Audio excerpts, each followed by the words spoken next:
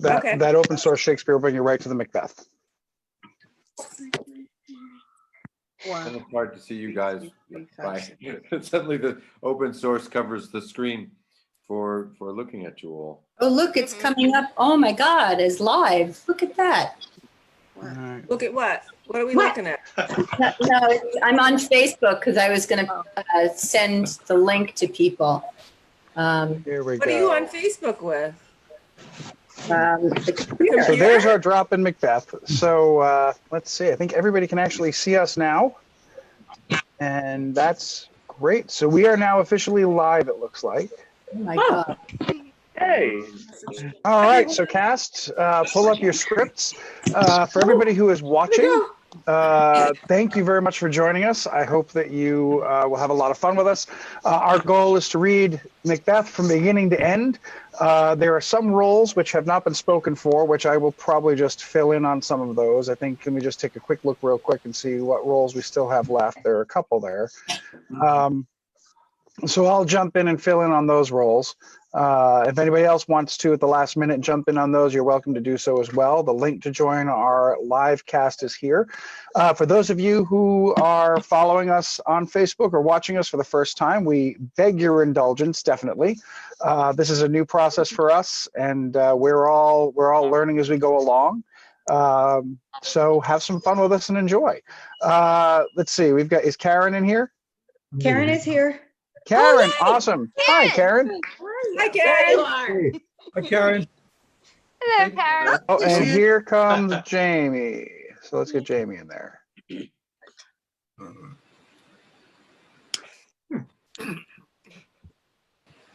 All right, it looks like we have everybody here now. Everybody's muted. So those of you who have your texts, go ahead and open them up. Those of you who are following along and watching us on Facebook, follow along. And let's begin. This is going to be a reading from beginning to end of Macbeth. There are no rules except that we're going to try and get everything in there. And the only thing is we want to have some fun. Grab yourself a beverage if you'd like to help yourself through. And we'll meet you all at the end. So starting off with Karen, if you want to introduce us to Act 1, Scene 1, that would be great. Okay. Do we know who's playing, everyone?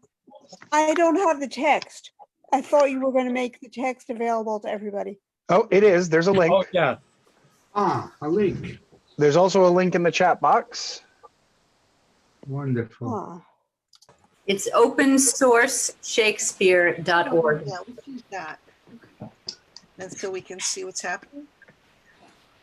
Wouldn't that be good? So I don't know who's playing who. Who all is playing which characters? Can you find it, Kate? Yep. Okay, and then on the left-hand side, this plays. Is there another key? I'll put my character's name in. For those of you who are watching us at home, we would never insult you with a rehearsed show. Never. There it goes. Okay, we're ready? I think we're good. All right, whenever you're ready, let's jump in. Thunder and lightning, enter three witches. When shall we three meet again? In thunder, lightning, or in rain? When the hurly-burly's done, when the battle's lost and won. That will be ere the set of sun. Where the place? Upon the heath. There to meet with Macbeth. I come, Grimalkin. Paddock calls. Anon. Fair is foul, and foul is fair. Hover through the fog and fill the air. And they exit. Okay, I got to make this work here. Sorry. Oh, You're great, Karen. no, I just never mind. Okay. Alarm within. Enter Duncan, Malcolm, Donaldane, Lennox with attendants, meeting a bleeding sergeant. What bloody man is that? He can report, as seemeth by his plight, of the revolt, the newest state. This is the sergeant who, like a good and hardy soldier, fought against my captivity. Hail, brave friend, say to the king the knowledge of the broil as thou didst leave it. Doubtful it stood, as two spent swimmers that do cling together and choke their own, for to that the multiplying villainies of nature do sworn upon him from the western isles of kerns and gallowglasses is supplied, and fortune on his damned quarrel smiling showed like a rebel's whore.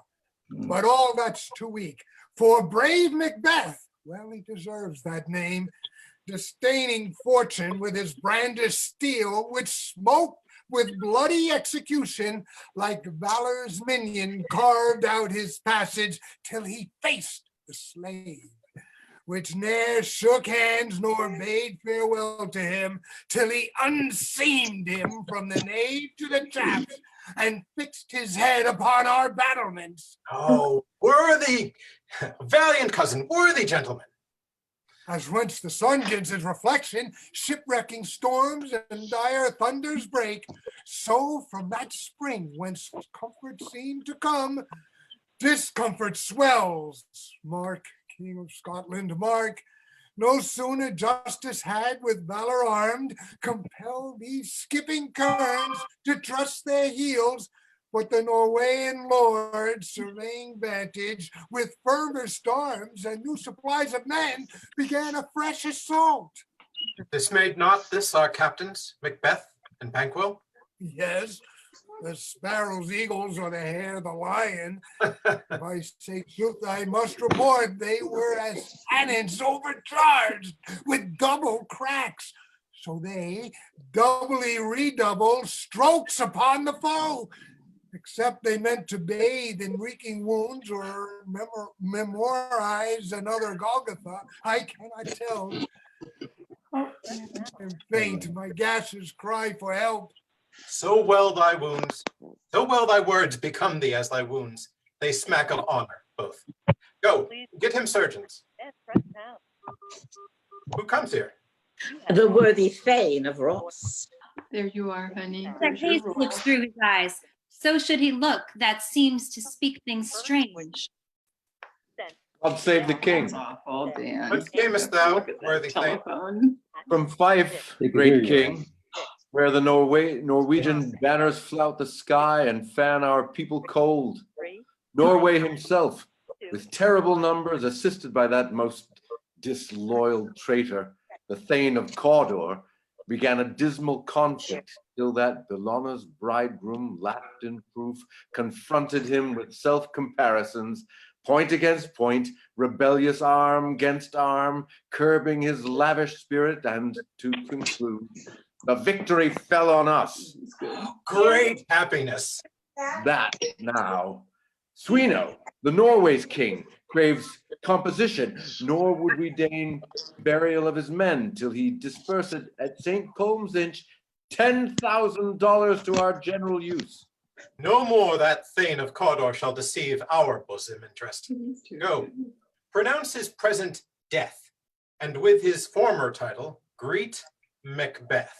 I'll see it done. What he hath lost, noble Macbeth hath won. Exeunt.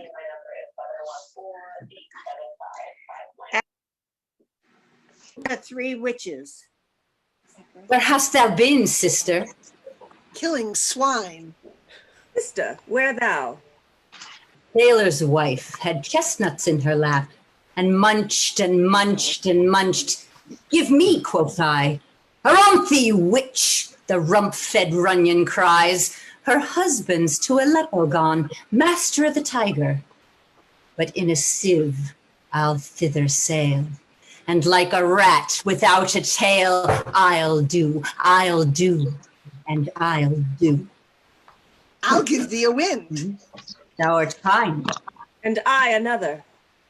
I myself have all the other. And the very ports they blow, all the quarters that they know, in the shipman's card, I will drain him dry as hay. Sleep shall neither night nor day hang upon his penthouse lid. He shall live a man forbid. Weary nights, 9 times 9, shall he dwindle, peak, pine, though his bark cannot be lost. yet it shall be tempest tossed.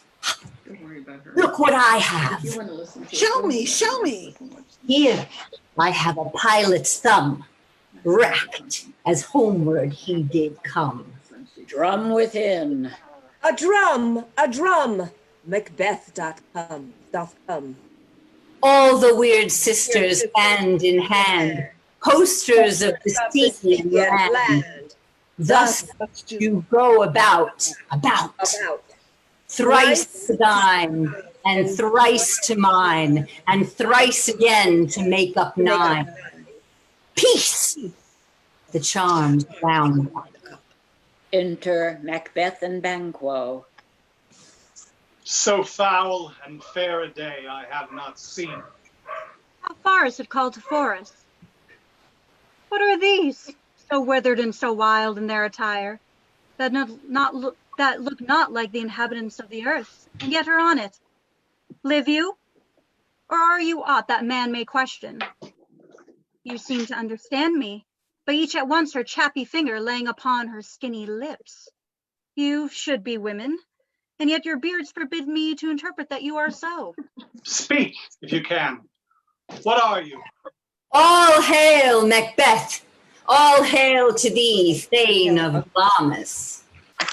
All hail, Macbeth. Hail to thee, Thane of Cawdor. All hail, Macbeth. Thou shalt be king hereafter. Good sir, why do you start, and seem to fear things that do sound so fair?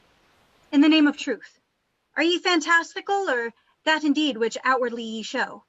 My noble partner you greet with present grace and great prediction of noble having and of royal hope that he seems wrapped withal.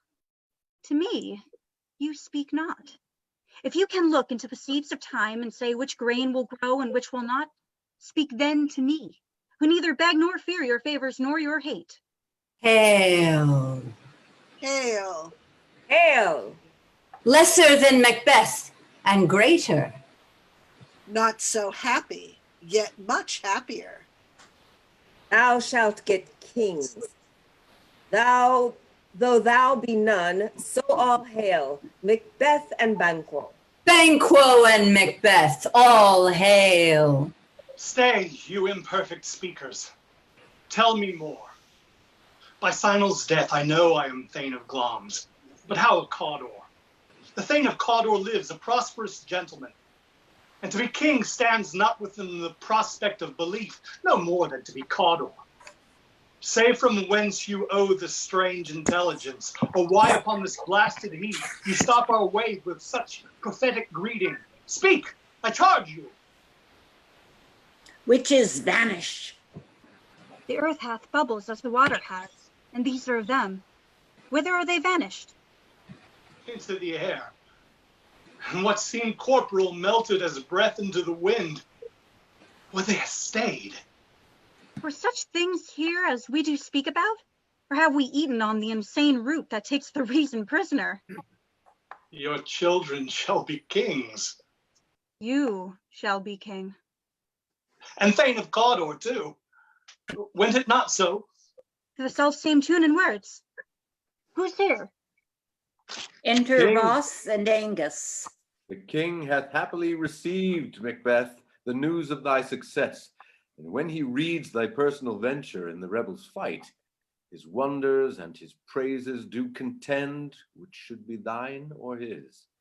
Silenced with that, in viewing o'er the rest of the selfsame day, he finds thee in the stout Norwegian ranks, nothing afeard of what thyself didst make, strange images of death, as thick as tale came post with post, and everyone did bear thy praises in his kingdom's great defense, and poured them down before him.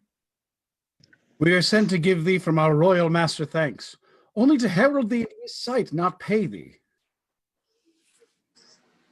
And for an earnest of a greater honor, he bade me from him call thee Thane of Cawdor, in which addition, hail, most worthy Thane, for it is thine.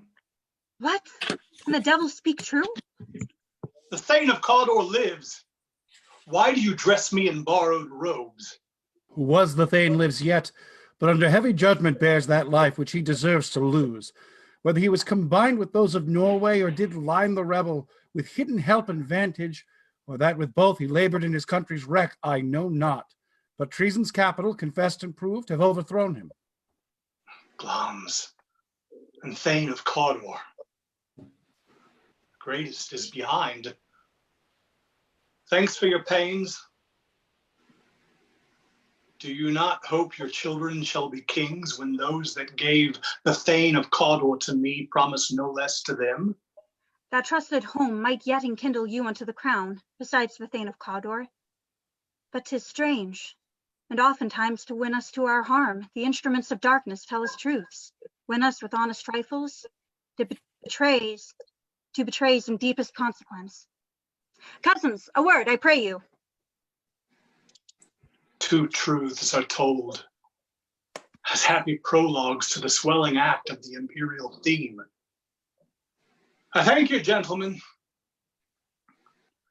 This supernatural soliciting cannot be ill, cannot be good. If ill, why hath it given me earnest of success, commencing in a truth? I am Thane of Cawdor. If good, why do I yield to that suggestion whose horrid image doth unfix my hair and make my seated heart knock at my ribs against the use of nature? Present fears are less than horrible imaginings. My thought, whose murder yet is but fantastical, shakes so my single state of man that function is smothered in surmise, and nothing is but what is not. Look how our partner's wrapped. If chance will have me king, why, chance may crown me without my stir. New honors come upon him, like our strange garments, cleave not to their mold, but with the aid of use. Come what come may, time and the hour runs through the roughest day. Worthy Macbeth, we stay upon your leisure. Give me your favor. My dull brain was wrought with things forgotten. Kind gentlemen, your pains are registered where every day I turn the leaf to read them.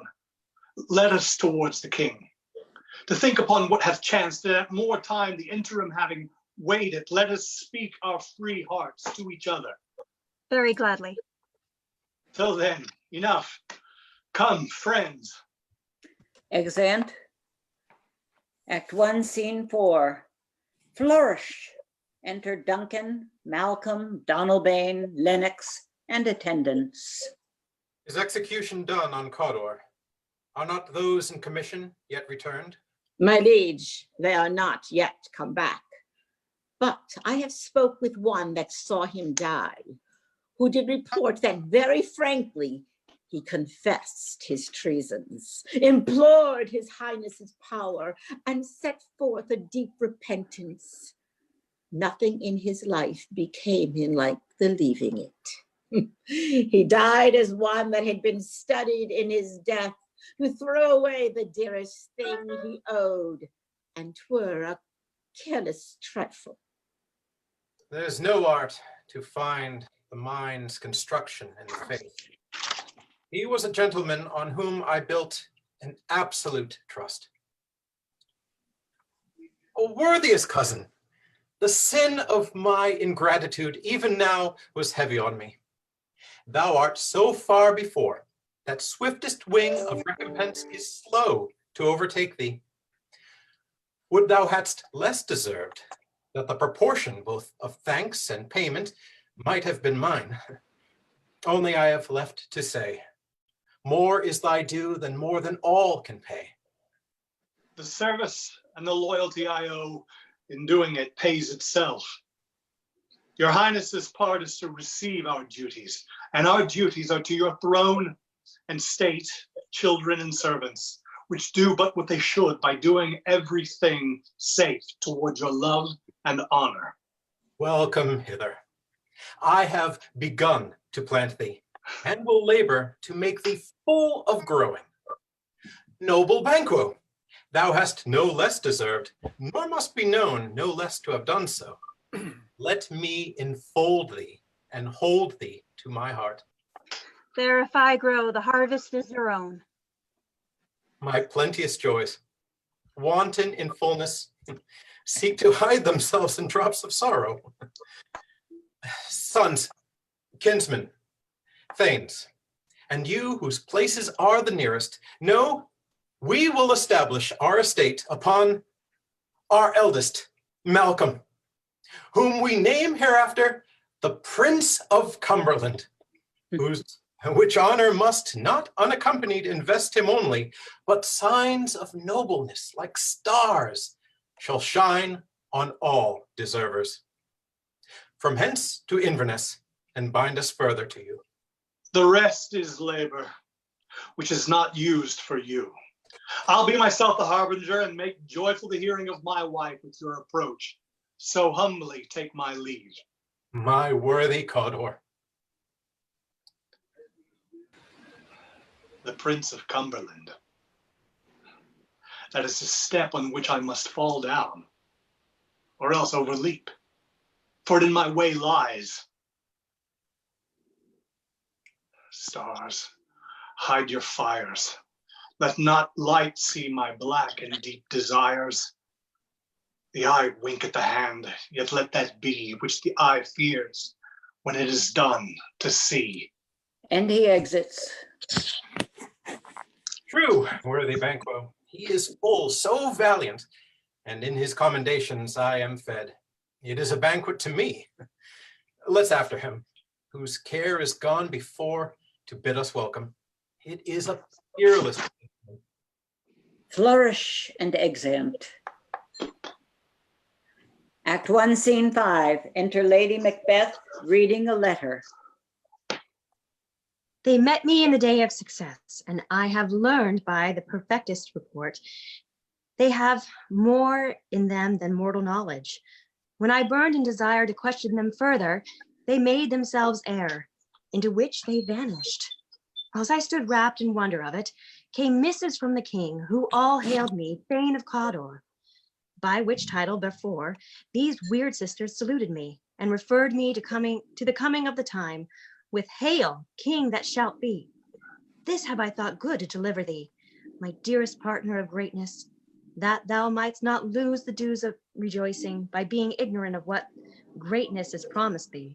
Lay it to thy heart, and farewell. Lambs thou art, and Cawdor, and shalt be what thou art promised. Yet do I fear thy nature. It is too full of the milk of human kindness. To catch the nearest way, thou wouldst be great. Art not without ambition, but without the illness that should attend it. What thou wouldst highly, thou wouldst thou holily. Wouldst not play false, and yet wouldst wrongly win. Thou'dst have, great lambs, that which cries, thus thou must do, if thou have it, and that which rather thou dost fear to do than wished should be undone.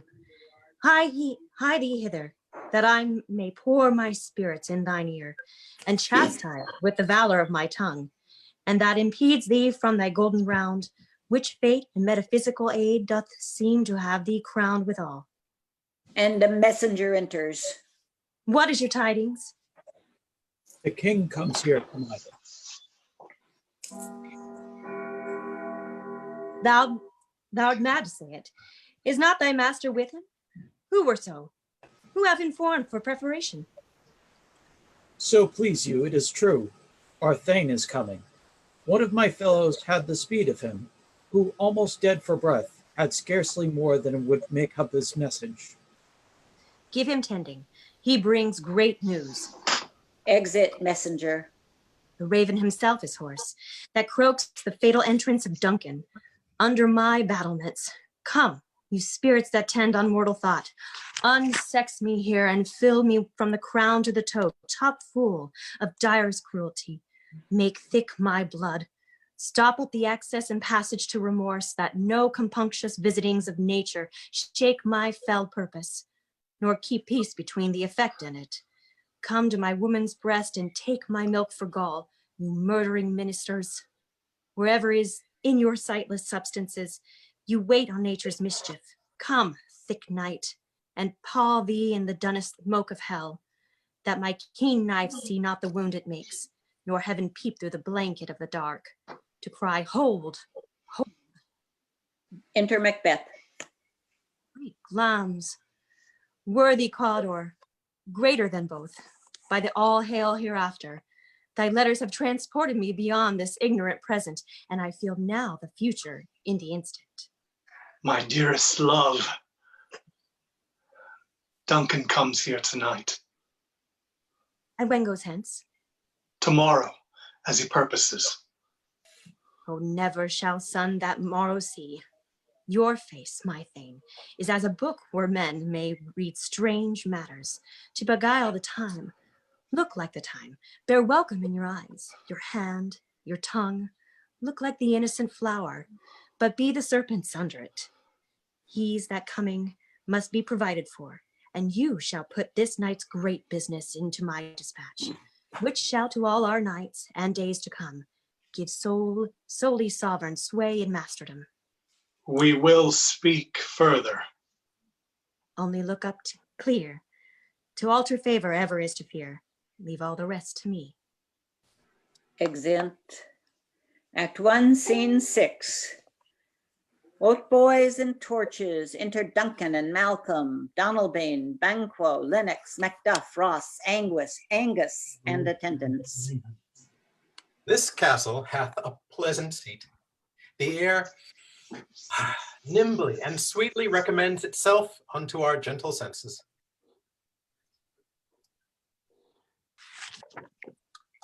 Banquo? May have lost The you. guest of summer, Muted. the temple-haunting martlet doth approve by his loved mansionry that the heaven's breath smells wooingly here. No jutty, frieze, buttress, nor colgan of vantage. But this bird hath made his pendant bed and procreant cradle, where they most breed and haunt. I have observed the air is delicate. Enter Lady Macbeth. See, our honored hostess. The love that follows us sometime is our trouble, which still we thank as love. Herein I teach you, you shall bid God ild us for your pains, and thank us for your trouble. All our service in every point twice done, and then done double, were poor and single business to contend against those honors deep and broad wherewith your majesty loads our house. For those of old, and the late dignities heaped upon them, we rest your hermits. Where's the Thane of Cawdor? We coursed him at the heels, and had a purpose to be his purveyor. But he rides well, and his great love, sharp as a spur, hath holpen to his home before us. Fair and noble hostess, we are your guest tonight. Your servants ever have theirs, themselves and what is theirs in compt, to make their audit at your highness's pleasure, still to return your own. Give me your hand. Conduct me to mine host. We love him highly, and shall continue our graces towards him. By your leave, hostess. Exeunt. Act 1, Scene 7. Both boys and torches enter a sewer and divers servants with dishes and service, and pass over the stage, and then enter Macbeth. If it were done when 'tis done, then 'twere well it were done quickly. If the assassination could trammel up the consequence and catch with his surcease success. But this blow might be the be-all and the end-all here. But here, upon this bank and shoal of time, we jump the life to come. But in these cases, we still have judgment here, that we but teach bloody instructions, which being taught, return to plague the inventor. This even-handed justice commends the ingredients of our poisoned chalice to our own lips. He's here in double trust. First, as I am his kinsman and his subject, strong both against the deed. Then as his host, who should against his murderer shut the door, not bear the knife myself.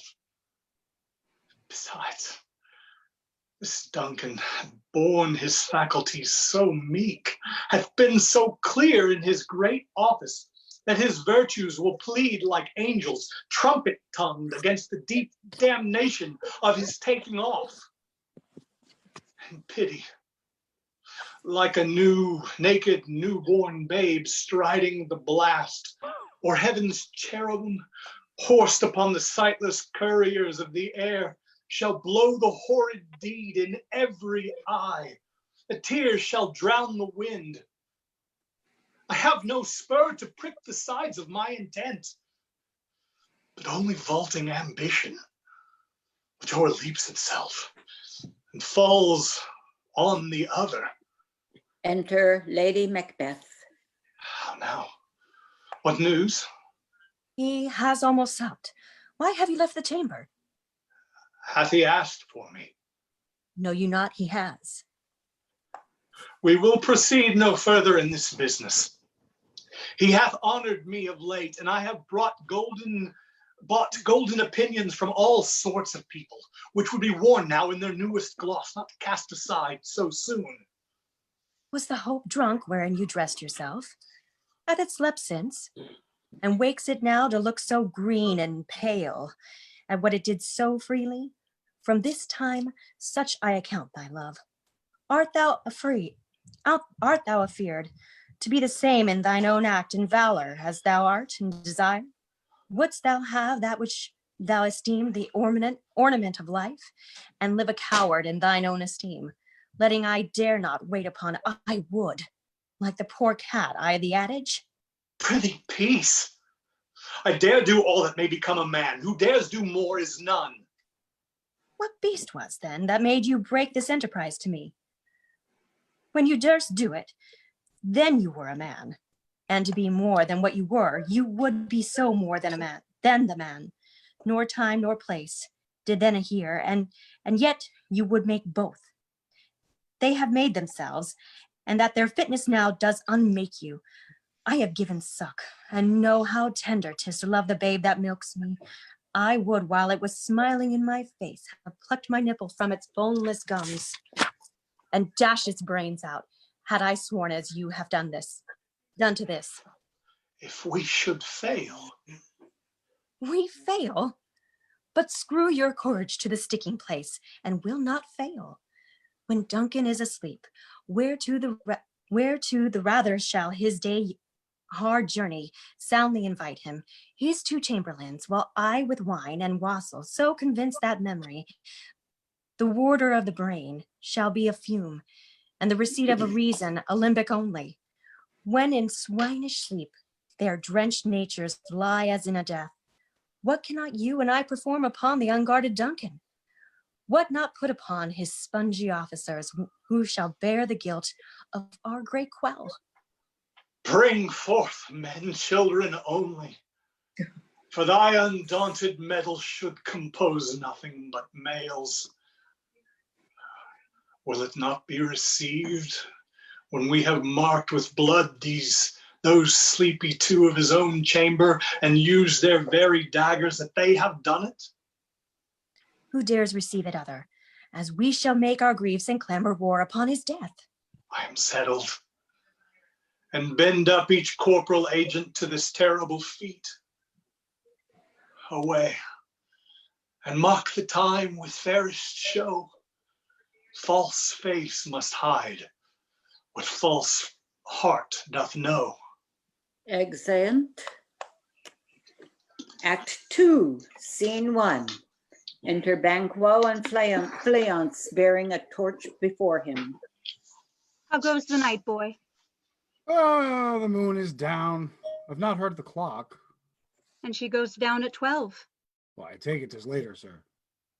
Hold, take my sword. There's husbandry in heaven. Their candles are all out. Take thee that too. A heavy summons lies like lead upon me, and yet I would not sleep.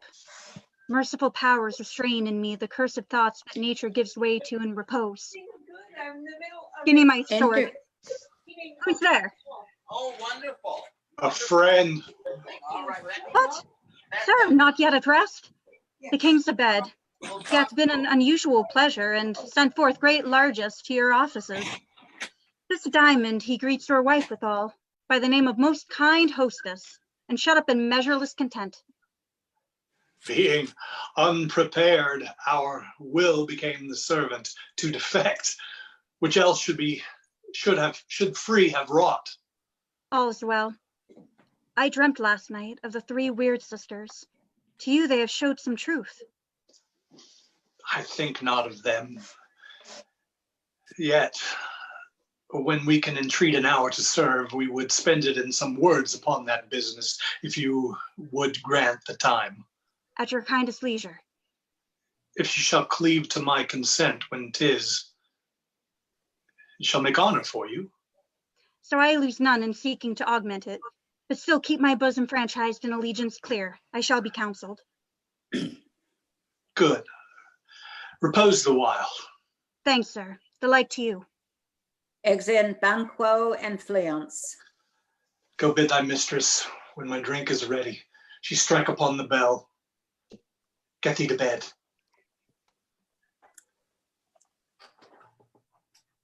Is this a dagger which I see before me? The handle toward my hand. Come, let me clutch thee. I have thee not, yet I see thee still. Art thou not fatal vision, sensible to feeling as to sight? Or art thou but a dagger of the mind, a false creation proceeding from the heat oppressed brain? I see thee yet, in form as palpable as this which now I draw. Thou marshallest me the way that I was going, and such an instrument I was to use. Mine eyes are made the fools of the other senses, or else all the rest. I see thee still, and on thy blade and dudgeon gouts of blood, which was not so before. There's no such thing. It is the bloody business which informs thus to mine eyes. Now, o'er the one half world nature seems dead, and wicked dreams abuse the curtain's sleep. Witchcraft celebrates pale Hecate's offerings, and withered murder, alarmed by his sentinel, the wolf, whose howls his watch, thus with his stealthy pace, with Tarquin's ravishing strides towards his design, moves like a ghost. Thou sure and firm set earth, hear not my steps, which way they walk, for fear the very stones prate of my whereabouts, and take the present horror from the time which now suits with it. Whiles I fret, he lives. Words to the heat of deeds too cold breath gives. A bell rings. I go, and it is done. The bell invites me. Heareth not Duncan, for it is a knell that summons thee to heaven or to hell. Exit. Act 2, Scene 2. Enter Lady Macbeth. That which hath made them drunk hath made me bold. What hath quenched them hath given me fire. Hark! Peace. It was the owl that shrieked, the fatal bellman, which gives the sternst good night. He is about it. The doors are open, and the surfeited grooms do mock their charge with snores. I have drugged their possets. That death and nature do contend about them, whether they live or die. Who's there? What? Oh! Alack, I am afraid that they have awakened, and 'tis not done. The attempt and not the deed confounds us. Hark! I laid their daggers ready. He could not miss them. Has he not resembled my father as he slept? I'd have done it. My husband. Macbeth. My husband. I have done the deed. Didst thou not hear a noise? I heard the owl scream and the crickets cry. Did not you speak? When? Now. As I descended. Aye. Hark! Who lies in the second chamber? Donalbain. This is a sorry sight. Looking on his hands. A foolish thought to say a sorry sight. As one did laugh in sleep and one cried murder. And they did wake each other. I stood and heard them, and they did say their prayers and address them again to sleep. There are two lodged together. One cried, God bless us, and amen the other, as they had seen me with these hangman's hands, listening their fear. I could not say amen when they did say, God bless us. Consider it not so deeply. Wherefore should I not pronounce amen? I had most need of blessing, and amen stuck in my throat. These deeds must not be thought after these ways, so it will make us mad. I heard a voice cry, sleep no more. Macbeth doth murder sleep. The innocent sleep.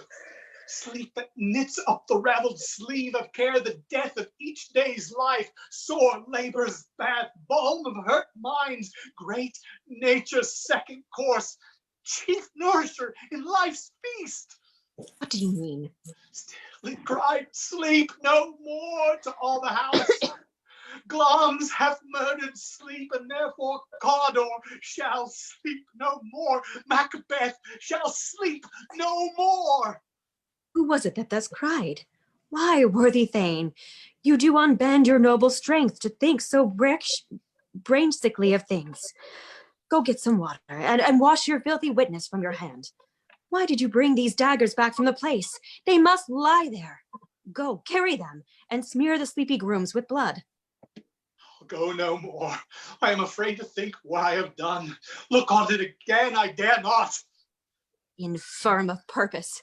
Give me the daggers. The sleeping and the dead are but as pictures. 'Tis the eye of childhood fears that fears a painted devil. If he do bleed, I'll gild the faces of the grooms withal, for it must seem their guilt. Exit, knocking within. Wait, is that knocking? How's it with me when every noise appalls me? What hands are here? They pluck out mine eyes. With all great Neptune's ocean wash this blood clean from my hand? No, this my hand will rather the multitudinous seas incarnadine, making the green one red. Re-enter Lady Macbeth. My hands are of your color, but I shame to wear a heart so white. Knocking within. I hear a knocking at the south entry. Retire we to our chamber. A little water clears us of this deed. How easy it is then. Your constancy hath left you unattended. Knocking within. Hark, more knocking. Get on your nightgown, lest occasion call us and show us to be watchers, but not lost so poorly in your thoughts. To know my deed, 'twere best not to know myself. Knocking within. Wake, Duncan, with thy knocking. I wouldst thou couldst. Exeunt. Act 2, Scene 3. Knocking within. Enter reporter. Is a knocking indeed. If a man were porter of Hellgate, he should have old turning the key. Knock, knock, knock. Who's there? In the name of Beelzebub. There's a farmer that hanged himself on the expectation of plenty. Come in, time. Have napkins enough about you. Here, you sweat for it. Knocking within. Who's there? In the other devil's name. Faith, here's an equivocator that could swear in both the scales against either scale. Who committed treason enough, for God's sake, that could not equivocate to heaven. Oh, come in, equivocator. Knocking within. Knock, knock, knock. Oh, who's there?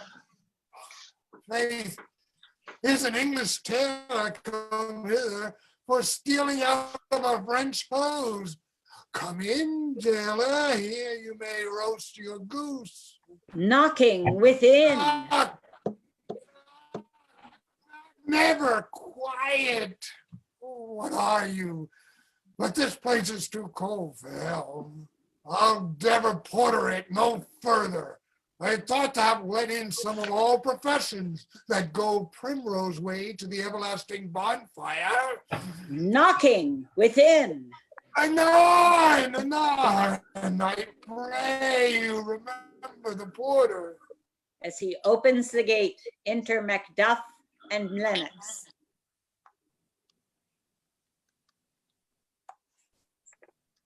Macduff? Do we have a Macduff? Yes, we do. Was it I so just late, told- friend, ere you went to Thank bed you. that you do lie so late? Faith, sir, we were carousing till the second cock. And drink, sir, is a great provoker of three things. What three things does drink especially provoke? Marry, sir, nose painting, sleep, and urine. Lechery, sir, it provokes and unprovokes. It provokes the desire, but it takes away the performance. Therefore, much drink may be said to be an equivocator with lechery. It makes him and it mars him. It sets him on and it takes him off. It persuades him and disheartens him. It makes him stand to and not stand to. In conclusion, equivocates him in a sleep and gives him a lie and leaves him. I believe drink gave thee the lie last night. I didn't think so. In the very throat on me. But I requited him for his lie. And I think being too strong for him, though he took up my leg sometimes, yet I made a stiff to cast him. Is thy master stirring? Oh, our knocking has awaked. Here he comes. Good morrow, noble sir. Good morrow, both.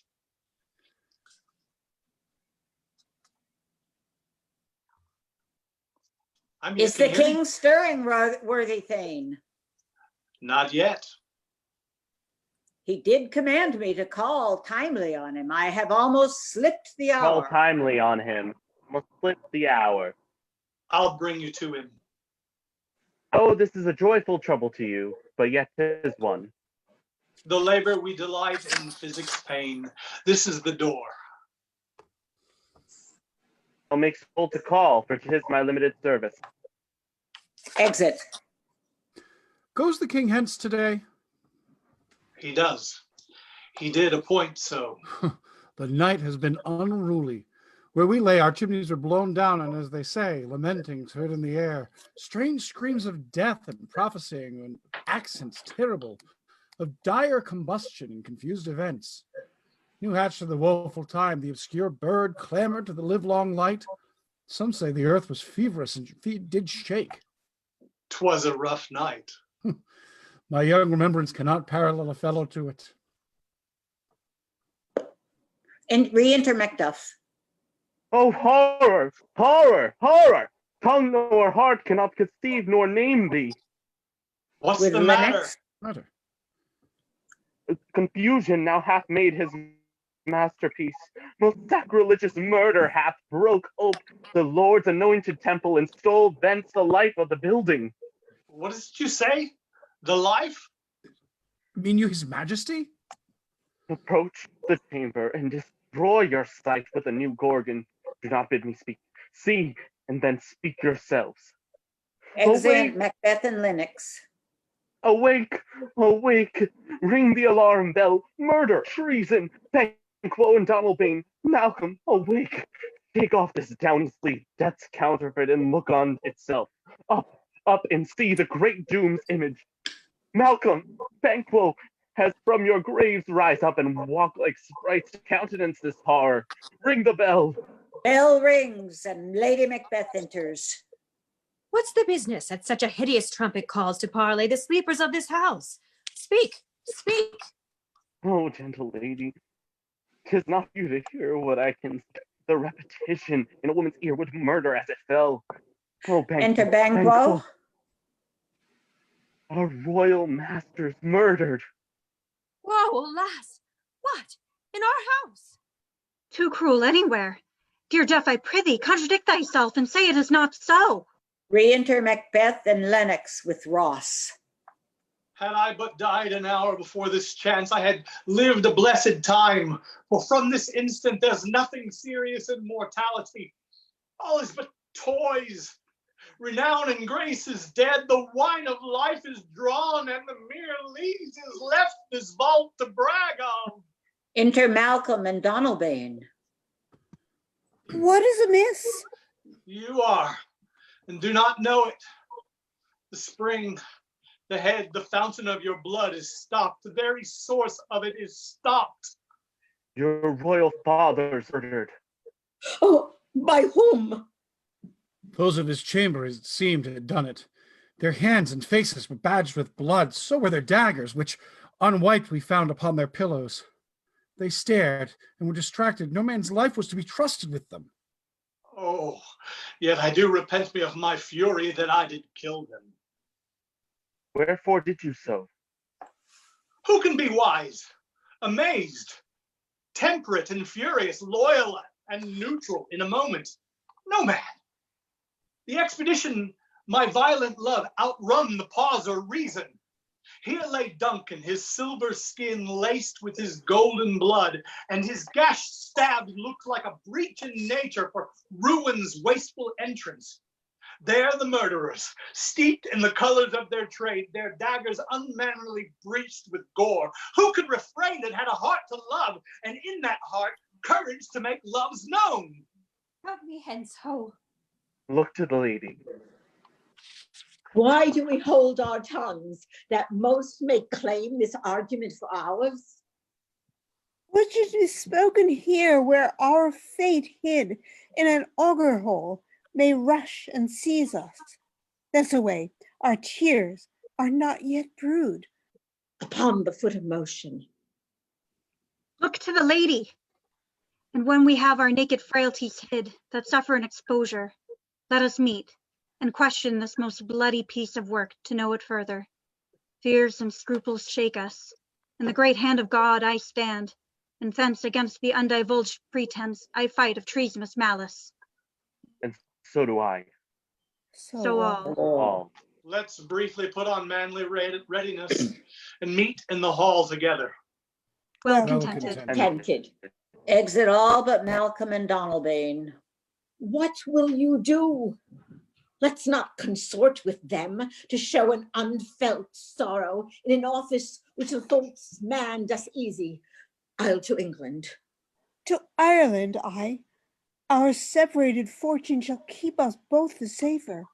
Where we are, there's daggers in men's smiles. The near in blood, the nearer bloody.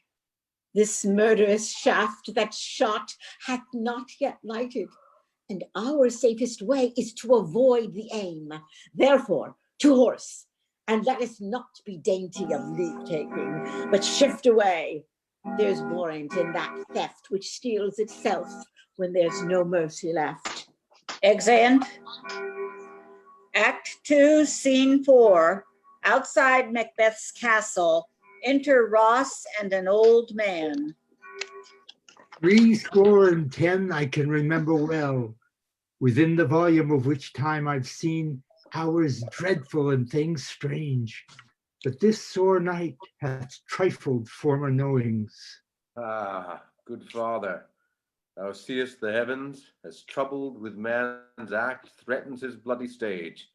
By the clock 'tis day, and yet dark night strangles the traveling lamp. By is night's predominance or the day's shame that darkness does the face of earth and tomb when living light should kiss it?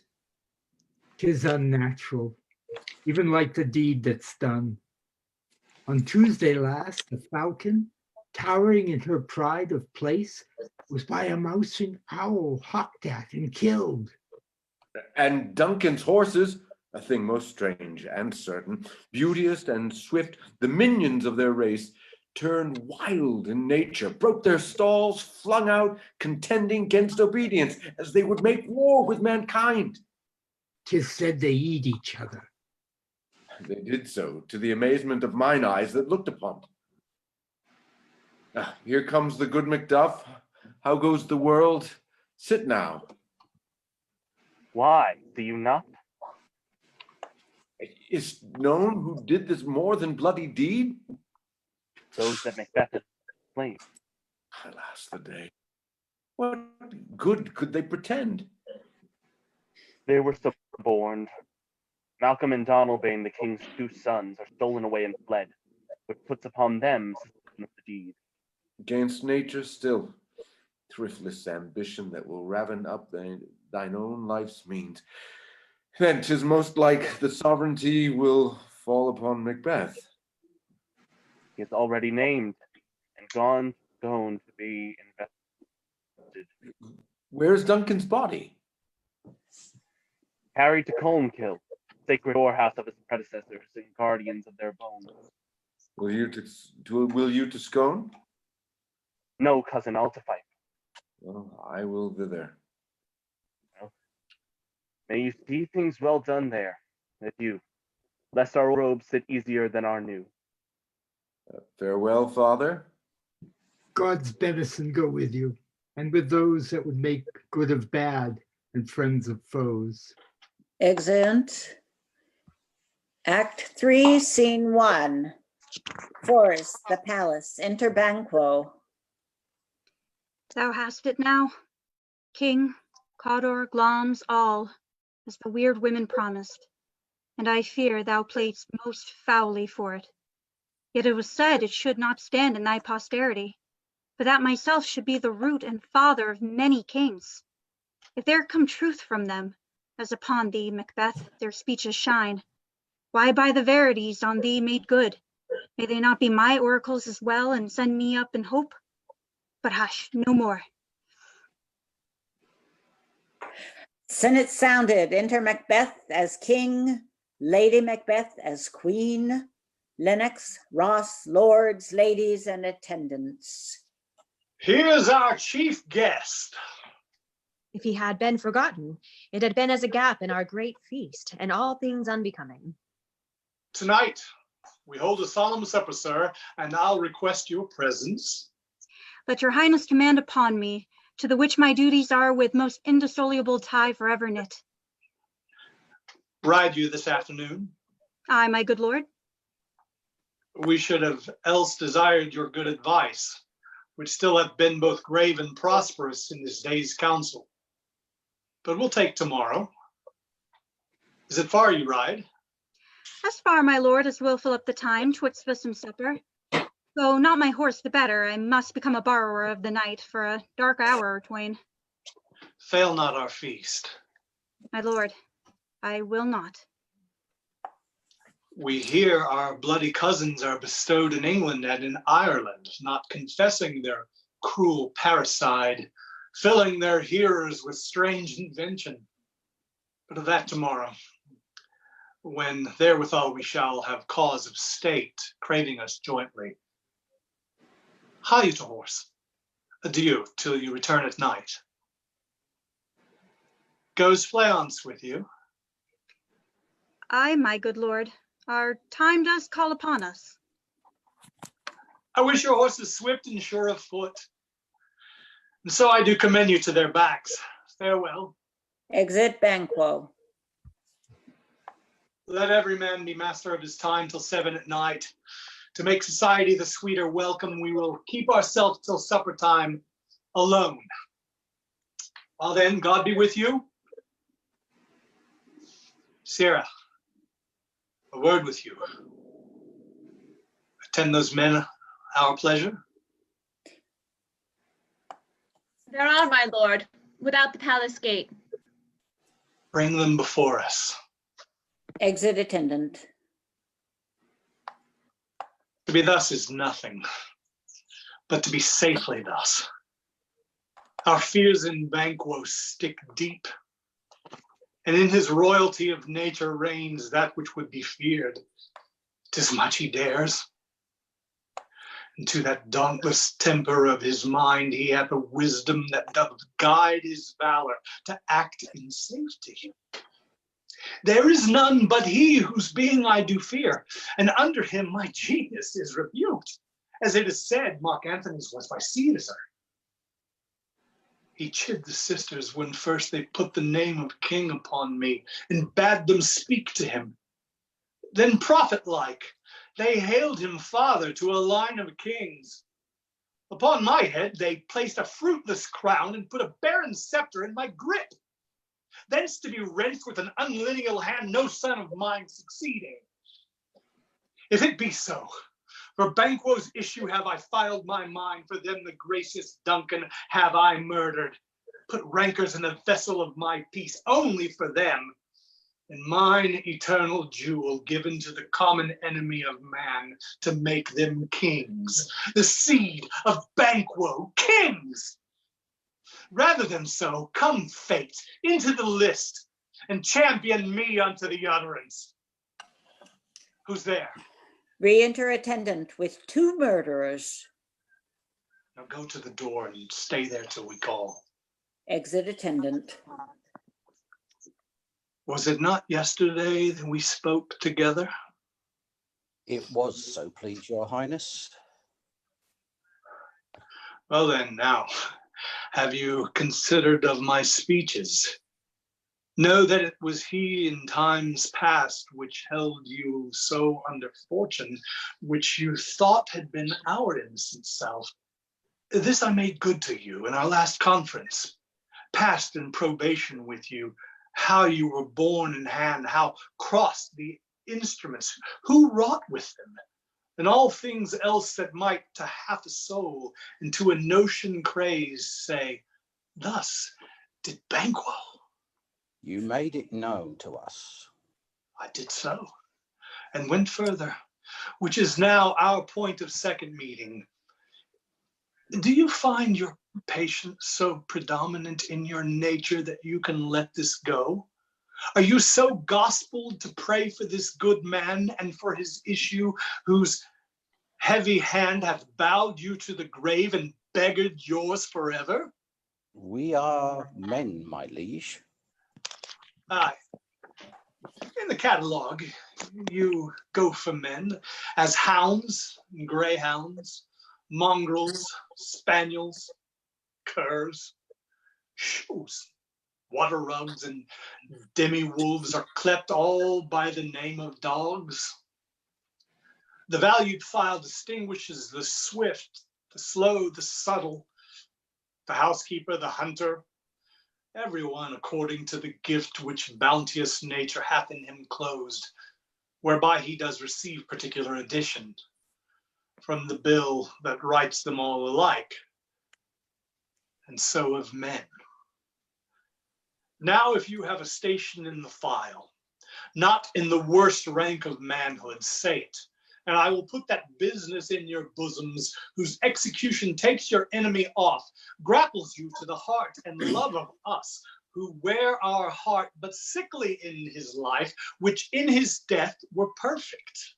I am one, my liege, whom the vile blows and buffets of the world have so incensed that I am reckless what I do to spite the world.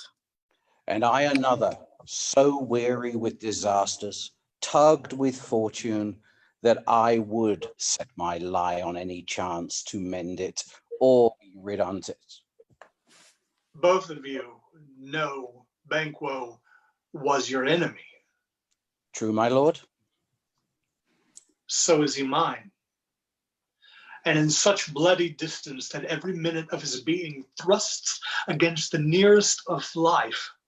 And though I could with barefaced power sweep him from my sight and bid my will to avouch it, yet I must not, for certain friends that are both his and mine, whose loves I may not drop, but wail his fall, who I myself struck down.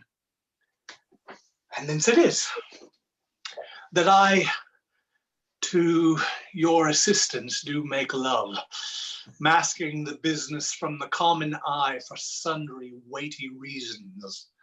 We shall, my lord, perform what you command us. Though our lives...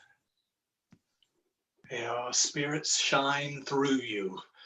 Within this hour, I will advise you where to plant yourselves. Acquaint you with the perfect spy of the time, the moment on it, for it must be done tonight. And something from the palace always thought that I require a clearness, and with him to leave no rubs nor botches in the work. Fleance, his son, that keeps him company, whose absence is no less material to me than it is his father's, must embrace the fate of that dark hour. Resolve yourselves apart. I'll come to you anon. We are resolved, my lord. I'll call upon you straight. Abide within. Exeunt, murderers. It is concluded.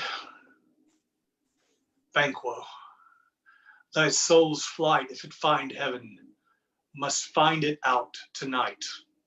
Exit. Act 3, Scene 2, at the palace. Enter Lady Macbeth and a servant. Is Banquo gone from court? Aye, madame, but returns again tonight. Say to the king, I would attend his leisure for a few words. Madame, I will. Exit. Naught's had, all's spent. Where's our desire is got without content. 'Tis safer to be that which we destroy than by destruction dwell in doubtful joy. Enter Macbeth. How now, my lord? Why do you keep alone? Of sorriest fancies your companions making, using those thoughts which should indeed have died with them they think on. Things without all remedy should be without regard. What's done is done. We have scotched the snake, not killed it. She'll close and be herself, whilst our poor mouths remains in danger of her former tooth. Let the frame of things disjoint. Both the worlds suffer ere we will eat our we will eat our meal in fear and sleep in the affliction of these terrible dreams that shake us nightly. Better be with the dead, whom we to gain our peace have sent to peace, than on the torture of the mind to lie in restless ecstasy. Duncan is in his grave. After life's fitful fever, he sleeps well. Treason has done his worst. Nor steel, nor poison, malice, domestic, foreign levy, nothing can touch him further. Come on, gentle, my lord. Sleek o'er your rugged looks. Be bright and jovial among your guests tonight. So shall I, love.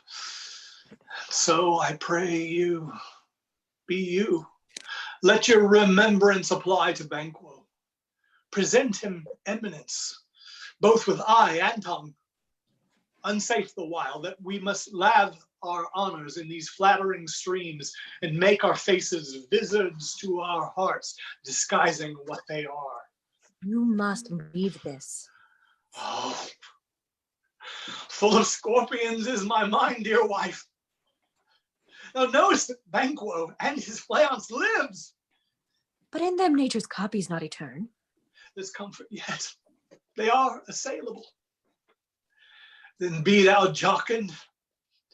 Ere the bat hath flown his cloistered flight, ere to black Hecate summons the shard-born beetle, with his drowsy hums hath rung night's yawning peal, there shall be none done a deed of dreadful note. What's to be done?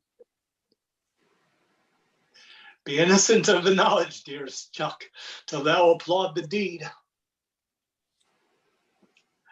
Come, sealing night, scarf up the tender eye of pitiful day, and with thy bloody and invisible hand cancel and tear to pieces that great bond which keeps me pale. Light thickens, and the crow makes wing to the rooky wood. Good things of day begin to droop and drowse, while night's black agents to their praise do rouse. Thou marvelest at my words, but hold thee still. Things bad begun make strong themselves by ill. So prithee, go with me. Exeunt. Act 3, Scene 3, a park near the palace. Enter the three murderers. But who did bid thee join us? Macbeth. He needs not our mistrust, since he delivers our offices and what we have to do to the direction just. Then stand with us. The west yet glimmers with some streaks of day, now spurs the lated traveller apace, to gain the timely inn, and near approaches the subject of our watch. Hark, I hear horses. Give us a light there. Oh. Then 'tis he. The rest that are within the note of expectation already are in the court. His horses go about. Almost a mile, but he goes usually, so all men do, from hence to the palace gate. Make it their walk. A light, a light. Enter Banquo and Fleance with a torch. 'Tis he. Stand toot. Will be rain tonight. Let it come down. And they set upon Banquo. Oh, treachery! Fly, good Fleance, fly, fly, fly! Thou mayest revenge, oh slave!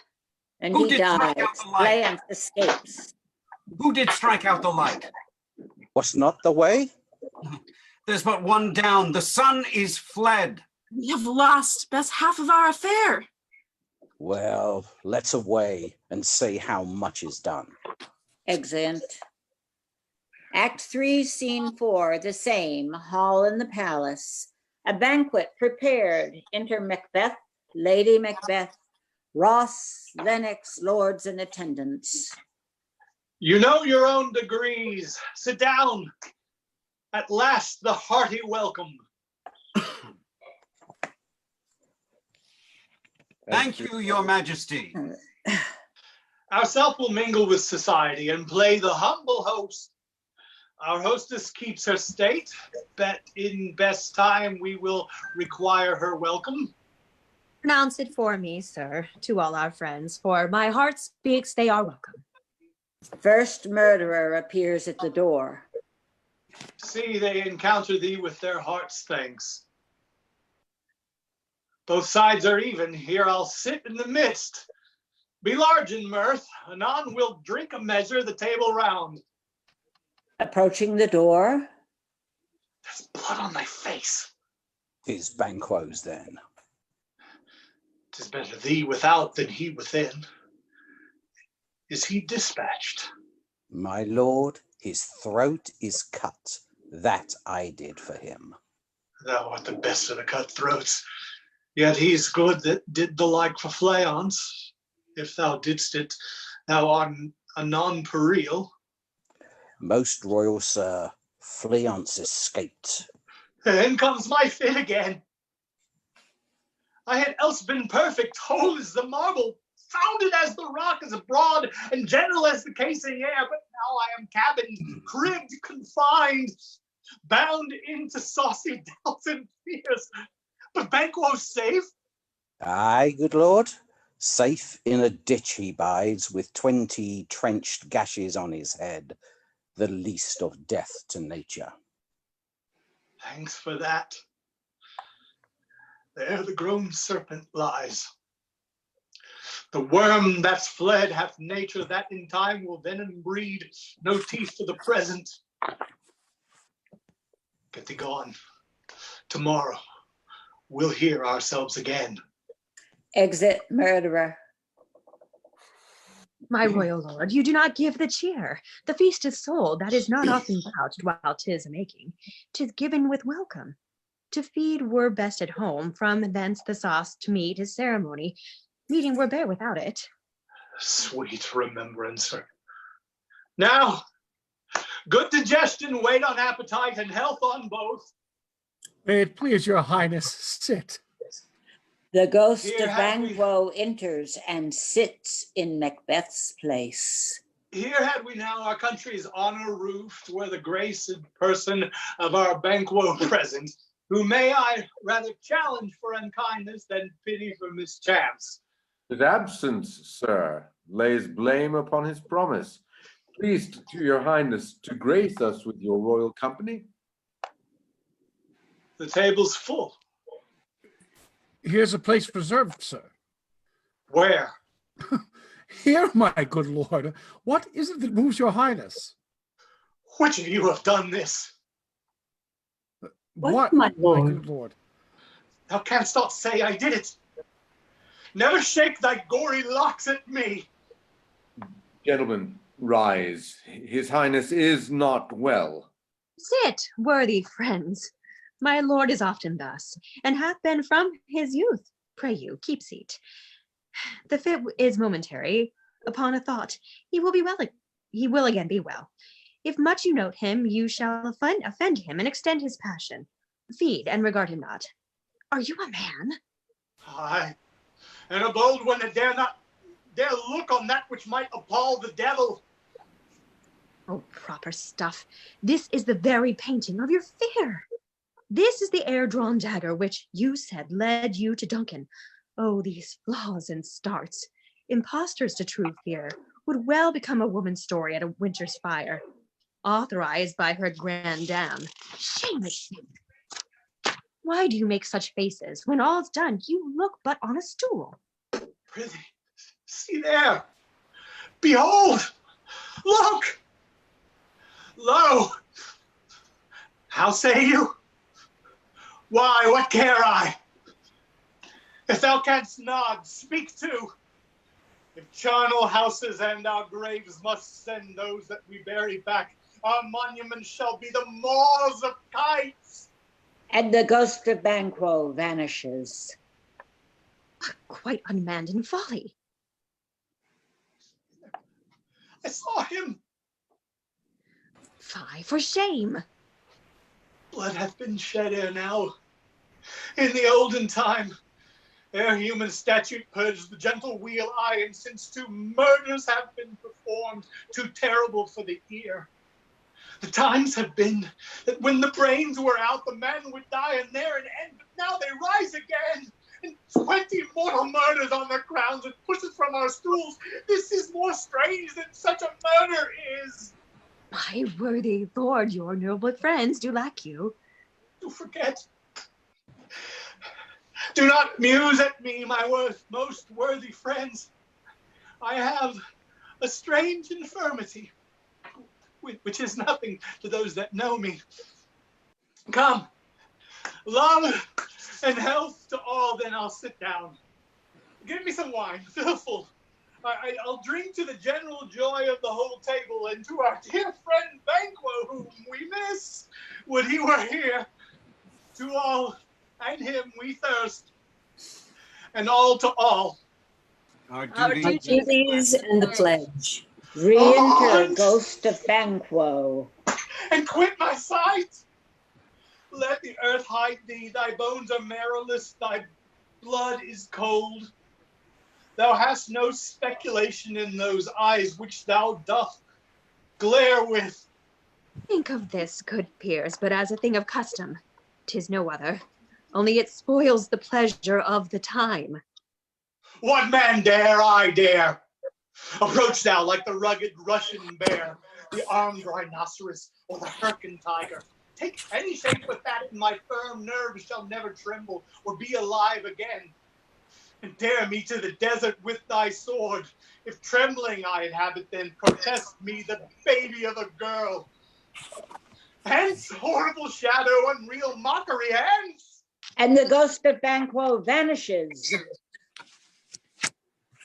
Why? So being gone, I am a man again. Pray you sit still. You have displaced the mirth, broke the good meeting with most admired disorder. Can such things be and overcome us like a summer's cloud without our special wonder? You make me strange even to the disposition that I owe, when now I think you can behold such sights and keep the natural ruby of your cheeks when mine is blanched with fear. What sights, Pray you speak not. I pray you, speak not. He grows worse and worse. Questions enrage him. At once, good night. Stand not upon the order of your going, but be gone at once. Good night, and better health attend his majesty. A kind good night to all. Exeunt all except Macbeth and Lady Macbeth. It will have blood. They say blood will have blood. Stones have been known to move and trees to speak.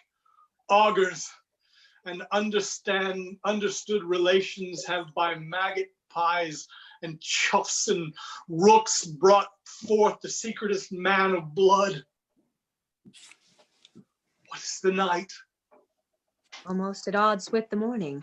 Which is which? How sayest thou that Macduff denies his person at our great meeting? Did you send to him, sir? I hear it by the way, but I will send. There's not a one of them but in his house I keep a servant feed. I will tomorrow, and betimes I will to the weird sisters, more shall they speak. For now I am bent to know by the worst means, the worst. For mine own good, all causes shall give way. I am in blood stepped in so far that should I wade no more, returning were as tedious as go o'er. Strange things I have in head that will to hand, which must be acted ere they may be scanned. You lack the season of all natures. Sleep. Come, will to sleep. My strange and self-abuse is the initiate fear that wants hard use. We are but young indeed. Exeunt.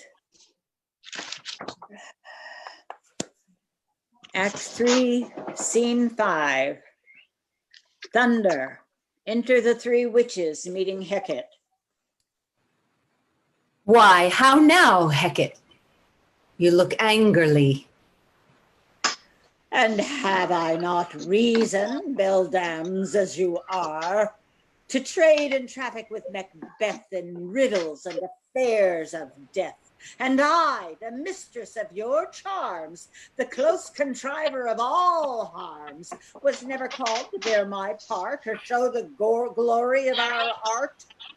And which is worse, all you have done hath been but for a wayward son, spiteful and wrathful, who, as others do, loves for his own ends, not for you. But make amends now. Get you gone, and at the pit of Acheron meet me in the morning. Thither he will come to know his destiny. Your vessels and your spells provide, your charms and everything beside. I am for the air. This night I'll spend unto a dismal and fatal end. Great business must be wrought ere noon. Upon the corner of the moon there hangs a vaporous drop profound. I'll catch it ere it come to ground, and that distilled by magic sleights shall raise such artificial sprites as by the strength of their illusion shall draw him on to his confusion. He shall spurn fate, scorn death, and bear his hopes above wisdom, grace, and fear. And you all know security is mortal's chiefest enemy. There is music and a song within. Come away, come away. Hark! I am called. My little spirit, see, sits in a foggy cloud and stays for me. Come, let's make haste. She'll soon be back again. And they all exit. And Act 3, Scene 6, Chorus, the palace. Enter Lennox and another lord.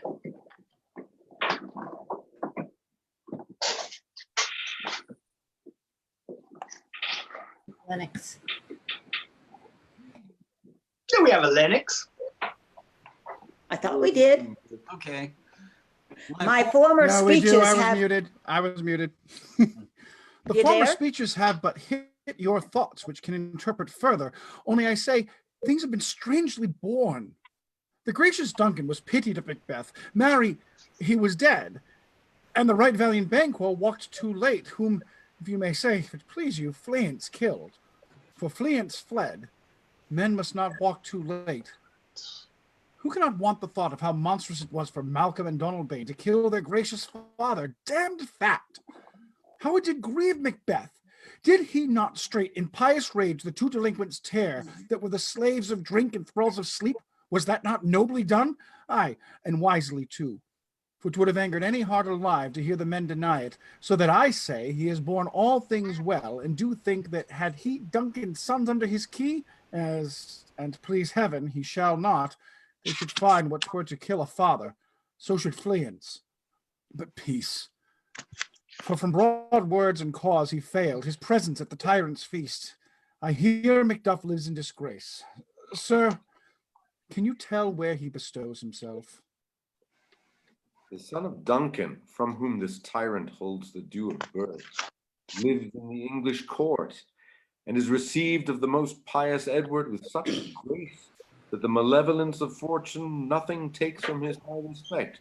Thither Macduff is gone to pray the holy king upon his aid, to wake Northumberland and warlike Stewart, that by the help of these, with him above to ratify the work, we may again give to our tables meat, sleep to our nights, free from our feasts and banquets, bloody knives, do faithful homage and receive free honors, all which we pine for now. And this report hath so exasperate the king that he prepares for some attempt of war. Send he to Macduff. He did, and with an absolute, sir, not I, the cloudy messenger turns me his back and hums, as who should say, you'll rue the time that clogs me with this answer. And that well might. Advise him to caution, to hold what distance his wisdom can provide. Some holy angel fly to the court of England and unfold his message ere he come, that a swift blessing may soon return to this our suffering country under a hand accursed. I'll send my prayers with him. Exeunt. Act 4, Scene 1. Thunder. Enter the three witches. Thrice the brindled cat hath mewed. Thrice and once the hedge pig whined. Harp your cries, 'tis time, 'tis time. Round about the cauldron go, in the poisoned entrails throw. Toad that hath under cold stone days and nights has 31. Sweltered venom sleeping got, boil thou first in the charmed pot. Double, double, toil and trouble, fire burn, and cauldron bubble. Fillet of a fenny snake in the cauldron boil and bake. Eye of newt and toe of frog, wool of bat and tongue of dog. Adder's fork and blind worm's sting, lizard's leg and owlet's wing. For a charm of powerful trouble, like a hell broth, boil and bubble. Double, double, toil and trouble, fire burn and cauldron bubble. Scale of dragon, tooth of wolf, witch's mummy, maw and gulf. Of the raven, salt sea shark, root of hemlock, dig in the dark. Liver of blaspheming Jew, gall of goat, and slips of yew, silvered in the moon's eclipse, nose of Turk and Tartar's lips, finger of birth strangled babe, ditch delivered by a drab. Make the gruel thick and slab, and there a tiger's chaudron for the ingredients of our cauldron. Double, Double, toil and trouble, fire burn and cauldron bubble. Cool it with a baboon's blood, then the charm is firm and good. Enter Hecate with the other three witches. Oh, well done. I commend your pains, and every one shall share in the gains. And now about the cauldron sing live elves and fairies in a ring, enchanting all that you put in.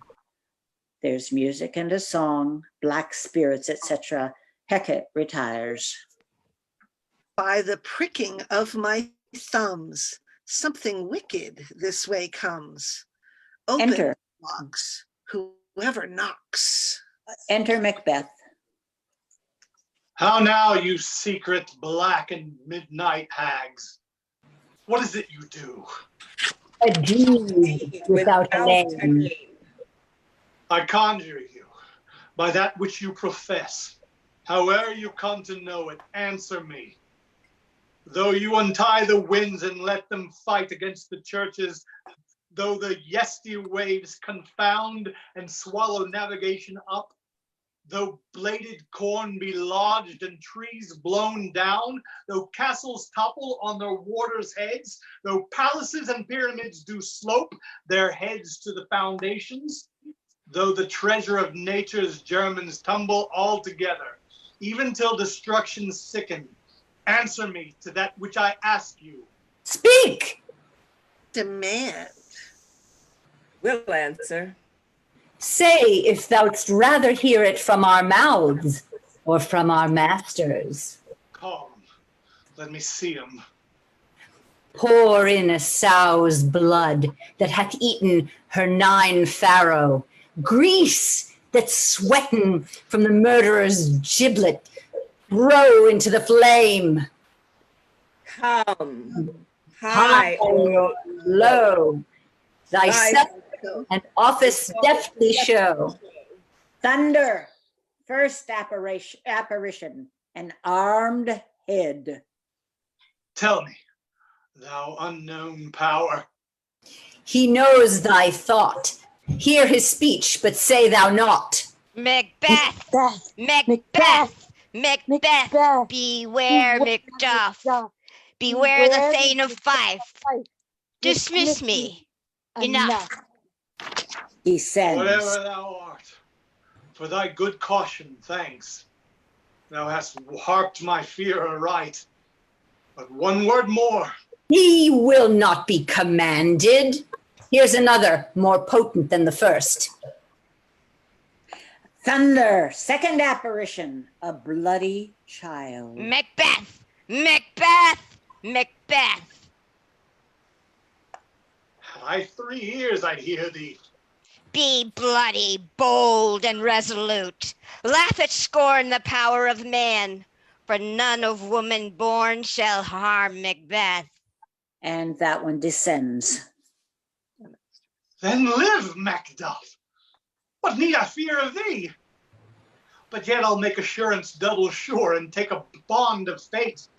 Thou shalt not live, that I may tell pale-hearted fear it lies and sleep in thunder. Thunder, third apparition, a child crowned with a tree in his hand. What is this that rises like the issue of a king and wears upon his baby brow the round and top of sovereignty? Listen, but speak not to it. Be lion Lion-mettled, proud, and take no care. Who chafes, who frets, or where conspirers are. Macbeth shall never vanquished be, until great Birnam wood to high Dunsinane hill shall come against him. And that one descends. That will never be. Who can impress the forest, bid the tree unfix his earthbound root? Sweet bodements good. Rebellion's head and rise never till the wood of Burnham's rise, and our high-placed Macbeth shall live the lease of nature, pay his breath to time and mortal custom. Yet my heart throbs to know one thing. Tell me, if your art can tell so much, shall Banquo's issue ever reign in this kingdom? Seek to know no more. I will be satisfied. Deny me this, and an eternal curse fall on you. Let me know this. Why sinks that cauldron? And what noise is this? Out, boys. Show. Show. Show. Show his eyes and grieve his heart. Come like shadows. So depart. A show of 8 kings, the last with a glass in his hand, ghost of Banquo following. Thou art too like the spirit of Banquo. Down! Thy crown doth sear mine eyeballs, and thy hair, thou other gold-bound brow, is like the first. The third is like the former. Filthy hags, why do you show me this? A fourth, start eyes. What? Will the line stretch out to the crack of doom? Another yet, a seventh. I'll see no more. And yet the 8th appears, who bears a glass which shows me many more. In some I see that twofold balls and treble scepters carry. Horrible sight! Now I see 'tis true, for the blood-boltered Banquo smiles upon me and points at them for his. And the apparitions vanish. What? Is this so? Aye, sir. All this is so. But why stands Macbeth thus amazedly? Come, sisters, cheer we up his sprites and show the best of our delights. I'll charm the air to give a sound while you perform your antic round, that this great king may kindly say our duties did his welcome pay. And music, the witches dance and then vanish with Hecate. Where are they? Gone. Let this pernicious hour stand I accursed in the calendar. Come in without there. Enter Lennox. What's your grace's will? Saw you the weird sisters? No, my lord. Came they not by you? No, indeed, my lord. Infected be the air whereupon they ride. Damned all those that trust them. I did hear the galloping of a horse. Who was it that came by? It is 2 or 3, my lord, that bring you word Macduff is fled to England. Fled to England? Aye, my good lord. Time. Thou anticipateth my dread exploits. The flighty purpose ne'er is o'ertook, unless the deed go with it. From this moment, the very firstlings of my heart shall be the firstlings of my hand. And even now, to crown my thoughts with acts, be it thought and done. The castle of Macduff I will surprise, seize upon Fife, give to the edge of the sword his wife, his babes, and all unfortunate souls that trace him in his line. No boasting like a fool. This deed I'll do before his purpose cool. There's no more sights. Where are these gentlemen? Come, bring me where they are. Exeunt. Act 4, Scene 2. Fife, Macduff's castle. Enter Lady Macbeth, her son, and Ross. What had he done to make him fly the land? Must have patience, madam. He had none. His flight was madness. When our actions do not, our fears do make us traitors. You know not whether it was his wisdom or his fear. Wisdom? To leave his wife, to leave his babies, his mansion and his titles, and a place from whence himself does fly? He loves us not. He wants the natural touch. For the poor wren, the most diminutive of birds, will fight her young ones and her nests against the owl. All is the fear, and nothing is the love. As little is the wisdom, where the flight so runs against all reasons. My dearest cuz, I pray you, school yourself. But for your husband, he is noble, wise, judicious, and best knows the fits of the season. I dare not speak much further, but cruel are the times when we are traitors and do not know ourselves, when we hold rumor from what we fear, yet know not what we fear, but flout upon a wild and violent sea each way and none. I take my leave of you. Shall not be long, but I'll be here again. Things at the worst will cease, or else climb upward to what they were before. My pretty cousin, blessing upon you. Fathered he is, and yet he is fatherless. I am so much a fool. Should I stay longer, it would be my disgrace and your discomfort. I take my leave at once. And he exits. Sirrah, your father's dead. And what will you do now? How will you live? As birds do, mother. What? With worms and flies? With what I get, I mean, and so do they. Poor bird.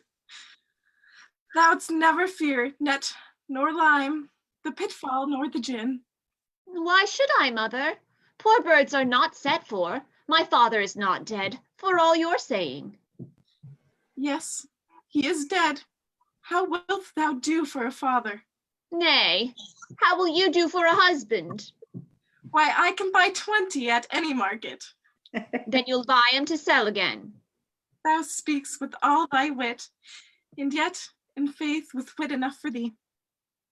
Was my father a traitor, mother? Aye, that he was. What is a traitor? Why, one that swears and lies. And be all traitors that do so? Every one that does so is a traitor and must be hanged. And must they all be hanged that swear and lie? Every one. Who must hang them? Why, the honest men. Then the liars and the swearers are fools, for there are liars and swearers enough to beat the honest men and hang them up. Now, God help thee, poor monkey. But how wilt thou do for a father? If he were dead, you'll weep for him. If you would not, it is a good sign that I should quickly have a new father. Poor prattler, how thou talks. Enter a messenger. Bless you, fair dame. I am not to you known. I'm not to you known, though in your state of honor I am perfect. I doubt some danger does approach you nearly. If you will take a homely man's advice, be not found here. Hence, with your little ones, to fright you thus, methinks I am too savage. To do worse to you were fell cruelty, which is too nigh your person. Heaven preserve you. I dare abide no longer. Whither should I fly? I have done no harm, but I remember now, I am in this earthly world, where to do harm is often laudable, to do good sometime accounted dangerous folly. Why then, alas, do I put that womanly defense to say I have done no harm? What are these faces? Where is your husband? I hope in no place so unsanctified where such as thou mayst find him. He's a traitor. Thou liest, thou sharing villain. What, you egg? Stabbing the son. Young fry of treachery. He has killed me, mother. Run away, I pray you. And he dies. Exit Lady Macbeth, crying, murder, exeunt. Murderers following her. Act 4, Scene 3. In England, before the king's palace. Enter Malcolm and Macduff. Let us seek out some desolate shade, and there weep our sad bosoms empty. Macduff! Let us rather hold fast the mortal sword, and like good men bestride our downfall and birthdom. Each new morn, new widow's soul, new orphan cry, new stars strike heaven on the face, that it resound if it felt with Scotland and yelled out like syllable of dolor. What I believe I'll wail, what no believe and what I can redress, as I shall find the time to, friend, I will. What you have spoke, it may be so perchance, this tyrant, whose soul lane blisters our tongue, was once thought honest. You have loved him well, he hath not touched you yet. I am young, but something you may deserve of him through me, and wisdom to offer up a weak, poor, innocent lamb to appease an angry God. I am not treacherous. But Macbeth is. A good and virtuous nature may recoil in an imperial charge, but I shall crave your pardon. That which you are my thoughts cannot transpose.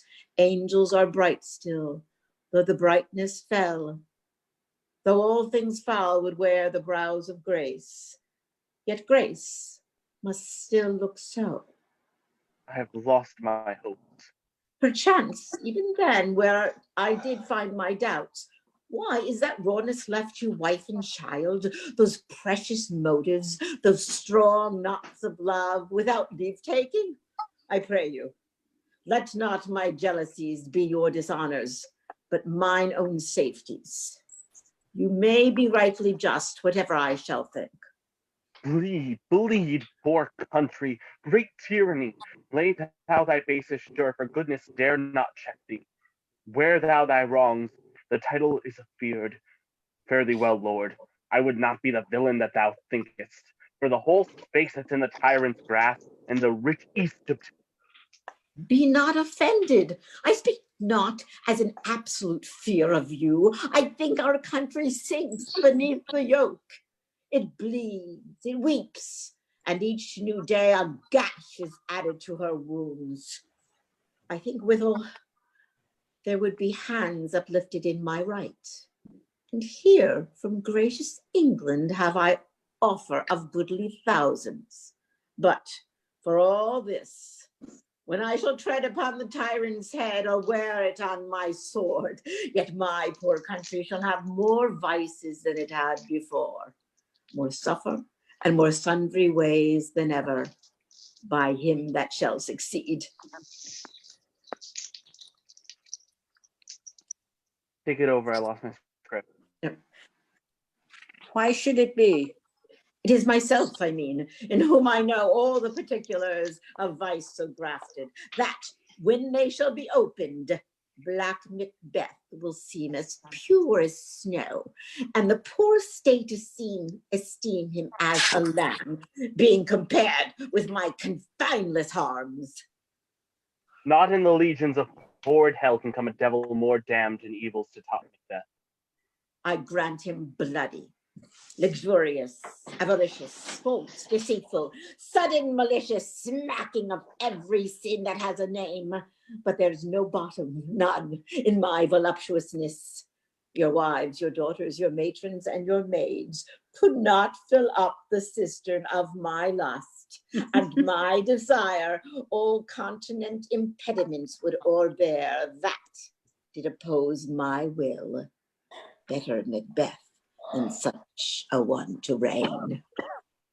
Boundless temperance in nature is a tyranny. It hath been the untimely emptying of the happy throne and fall of many kings. But fear not yet to take upon you what is yours. You may convey your pleasures in a spacious plenty, and yet seem cold. The time you may so hoodwink.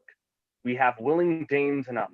There cannot be that vulture in you, to devour so many as will greatly dead themselves, finding it so inclined. With this, There grows in my most ill-composed affection such a stauntless avarice that, were I king, I should cut off the nobles for their lands, desire his jewels in this other's house, and my more having would be as a sauce to make me hunger more, that I should forge quarrels unjust against the good and loyal, destroying them for wealth. This avarice sticks deeper, roveth more pernicious than summer-seeming lust, and it hath been the sword of our slain kings. Yet do not fear. Scotland hath poisons to fill up your will, of your mere own. All these are portable with other graces weighed. But I have none. The king becoming graces, as justice, verity, temperance, stableness, bounty, perseverance, mercy, lowliness, devotion, patience, courage, fortitude. I have no relish of them, but abound in the division of each several crime, acting in many ways. Nay, had I power, I should pour the sweet milk of Concord into hell, uproar the universal peace, confound all unity on earth. Oh, Scotland, Scotland! If such a one be fit to govern, speak. I am as I have spoken. Fit to govern? No, not to live. O nation miserable, with an untitled tyrant's bloody scepter, where shalt thou see thy wholesome days again, since that the truest issue of thy throne by his own interdiction stands accursed, and doth blaspheme his breed? Thy royal father was a most sainted. The queen that bore thee, oftener upon her knees than on her feet, died every day she lived. Fare thee well. These evils thou repeatest upon thyself have banished me from Scotland. O my breath, thy hope ends here. Macduff, this noble passion, child of integrity, hath from my soul wiped the black scruples, reconciled my thoughts to thy good truth and honor. Devilish Macbeth, by many of these trains has sought to win me into his power, and modest wisdom plucks me from over credulous haste. But God above deal between thee and me, for even now I put myself to thy direction and unspeak mine own detraction. Here abjure the taints and blames I laid upon myself for strangers to my nature. I am yet unknown to woman, never was forsworn, scarcely have coveted that was mine own. At no time broke my faith, would not betray the devil to his fellow and delight, no less in truth than life. My first false speaking was this upon myself: what I am truly is thine, and my poor country's to command, whither indeed, before thy here approach, O Seward, with 10,000 warlike men, already at a point was setting forth. Now we'll together, and the chance of goodness be like our warranted quarrel. Why are you silent? Welcome and unwelcome things at once. 'Tis hard to reconcile. Enter a doctor. Well, more anon. Comes the king forth, I pray you. Aye, sir, there are a crew of wretched souls that stay his cure. Their malady convinces the great essay of art, but at his touch, such sanctity hath heaven given his hand, they presently amend. I thank you, doctor. Exit doctor. What's the disease he meets? 'Tis called the evil, a most miraculous work in this good king, which often since my here remain in England, I have seen him do. How he solicits heaven, himself best knows, but strangely visited people, all swollen and ulcerous, pitiful to the eye, the mere despair of surgery he cures, hanging a golden stamp upon their necks, put on with holy prayers, and 'tis spoken to the succeeding royalty he leaves the healing benediction. With this strange virtue, he has a heavenly gift of prophecy, and sundry blessings hang about his throne that speak him full of grace. Enter Ross. comes here? My countryman, but yet I know him not. My ever gentle cousin, welcome hither. I know him now. Good God, betimes remove the means that make us strangers. Sir, amen. Stand Scotland where it did. Alas, poor country, almost afraid to know itself. It cannot be called our mother, but our grave, where nothing but who knows nothing is once seen to smile, where sighs and groans and shrieks that rend the air are made, not marked, where violent sorrow seems a modern ecstasy. The dead man's knell is there scarce asked for, who and good men's lives expire before the flowers in their caps, dying or ere they sicken. Oh, too nice and too true.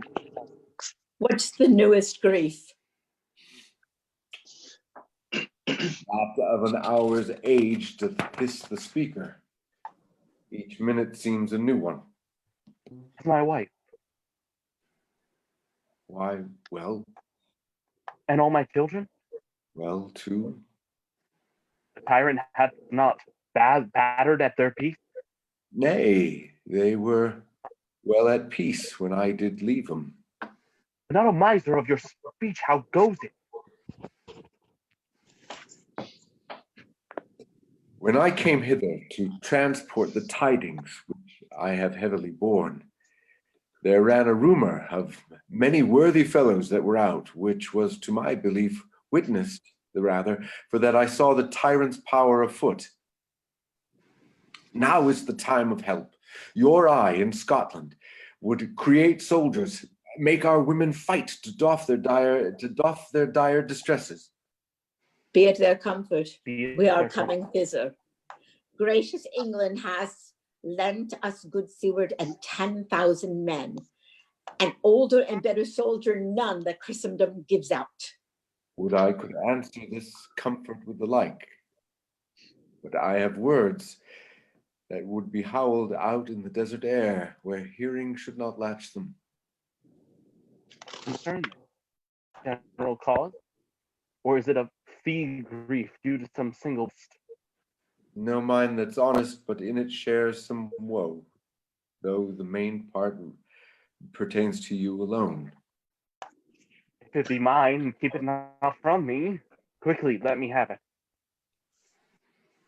Let not your ears despise my tongue forever, which shall possess them with the heavy sound that ever yet they heard. Oh, I guess that it. Your castle is surprised, your wife and babes savagely slaughtered. To relate the manner were on the quarry of these murdered deer to add to the death of you. Merciful heaven, what man ne'er pull your hat upon your brows, give sorrowful words the grief that does not speak, whispers the o'erfraught heart and bids it break. My children too. Wife, children, servants, all that could be found. My wife killed too. I have said. Be comforted. Let's make us medicines of our great revenge to cure this deadly grief. He has no children. All my pretty ones. Did you say all? Oh, hellkite, all. All my pretty chickens and their dam at one fell swoop. Dispute it like a man. I shall do so, but I must also feel it as a man. I cannot regard things that were most precious. Did heaven look on and would not take their part? Sinful MacBeth, they were all sorry. All that I am, not for their own demerit, for mine, fell slaughter on souls. Heaven rush them now. Be this the whetstone of your sword. Let grief convert to anger, blunt not the heart, enrage it. Oh, I could slay the woman with mine eyes and braggart with my tongue. But gentle heavens, cut short all your mission, front to front, Bring thou this fiend of Scotland and myself, then my sword's blade set him. Escape, heaven forgive him too. This tune goes manly. Come, go we to the king. Our power is ready. Our lack is nothing but our leaves. Macbeth is ripe for shaking, and the powers above put on their instruments. Receive which here you may. The night is long that never finds the day. Exeunt. Come on. I have 2 nights watched with you. I can perceive no truth in your report. When was it she last walked? Since His Majesty went into the field, I have seen her rise from her bed, throw her nightgown upon her, unlock her chest, take forth paper, fold it, write upon it, read it, afterwards seal it, and again return to her bed. Yet all this while in a most fast sleep. A great perturbation in nature to receive at once the benefit of sleep and do the effects of watching. In this slumbery agitation, besides her walking and other actual performances, what at any time have you heard her say? That, sir, which I shall not report after her. You may to me, and 'tis most meet you should. Neither to you nor anyone, having no witness to confirm my speech. Enter Lady Macbeth with the taper. Lo you, here she comes. This is her very guise, and upon my life, fast asleep. Observe her. Stand close. How came she by that light? Why, it stood by her. She has light by her continually. 'Tis her command. You see her eyes are open. Aye, but their sense is shut. What is it she does now? Look how she rubs her hands. It is an accustomed action with her to seem thus washing her hands. I have known her to continue this for a quarter of an hour. Get, here's a spot. Hark, she speaks. I will set down what comes from her to satisfy my remembrance the more strongly. Out. Damn spot. Out, I say. 1, 2. Why then, 'tis time to do it. Hell is murky. Fie, my lord, fie. A soldier and a feared? What need we fear, who knows it, when none can call our power to account?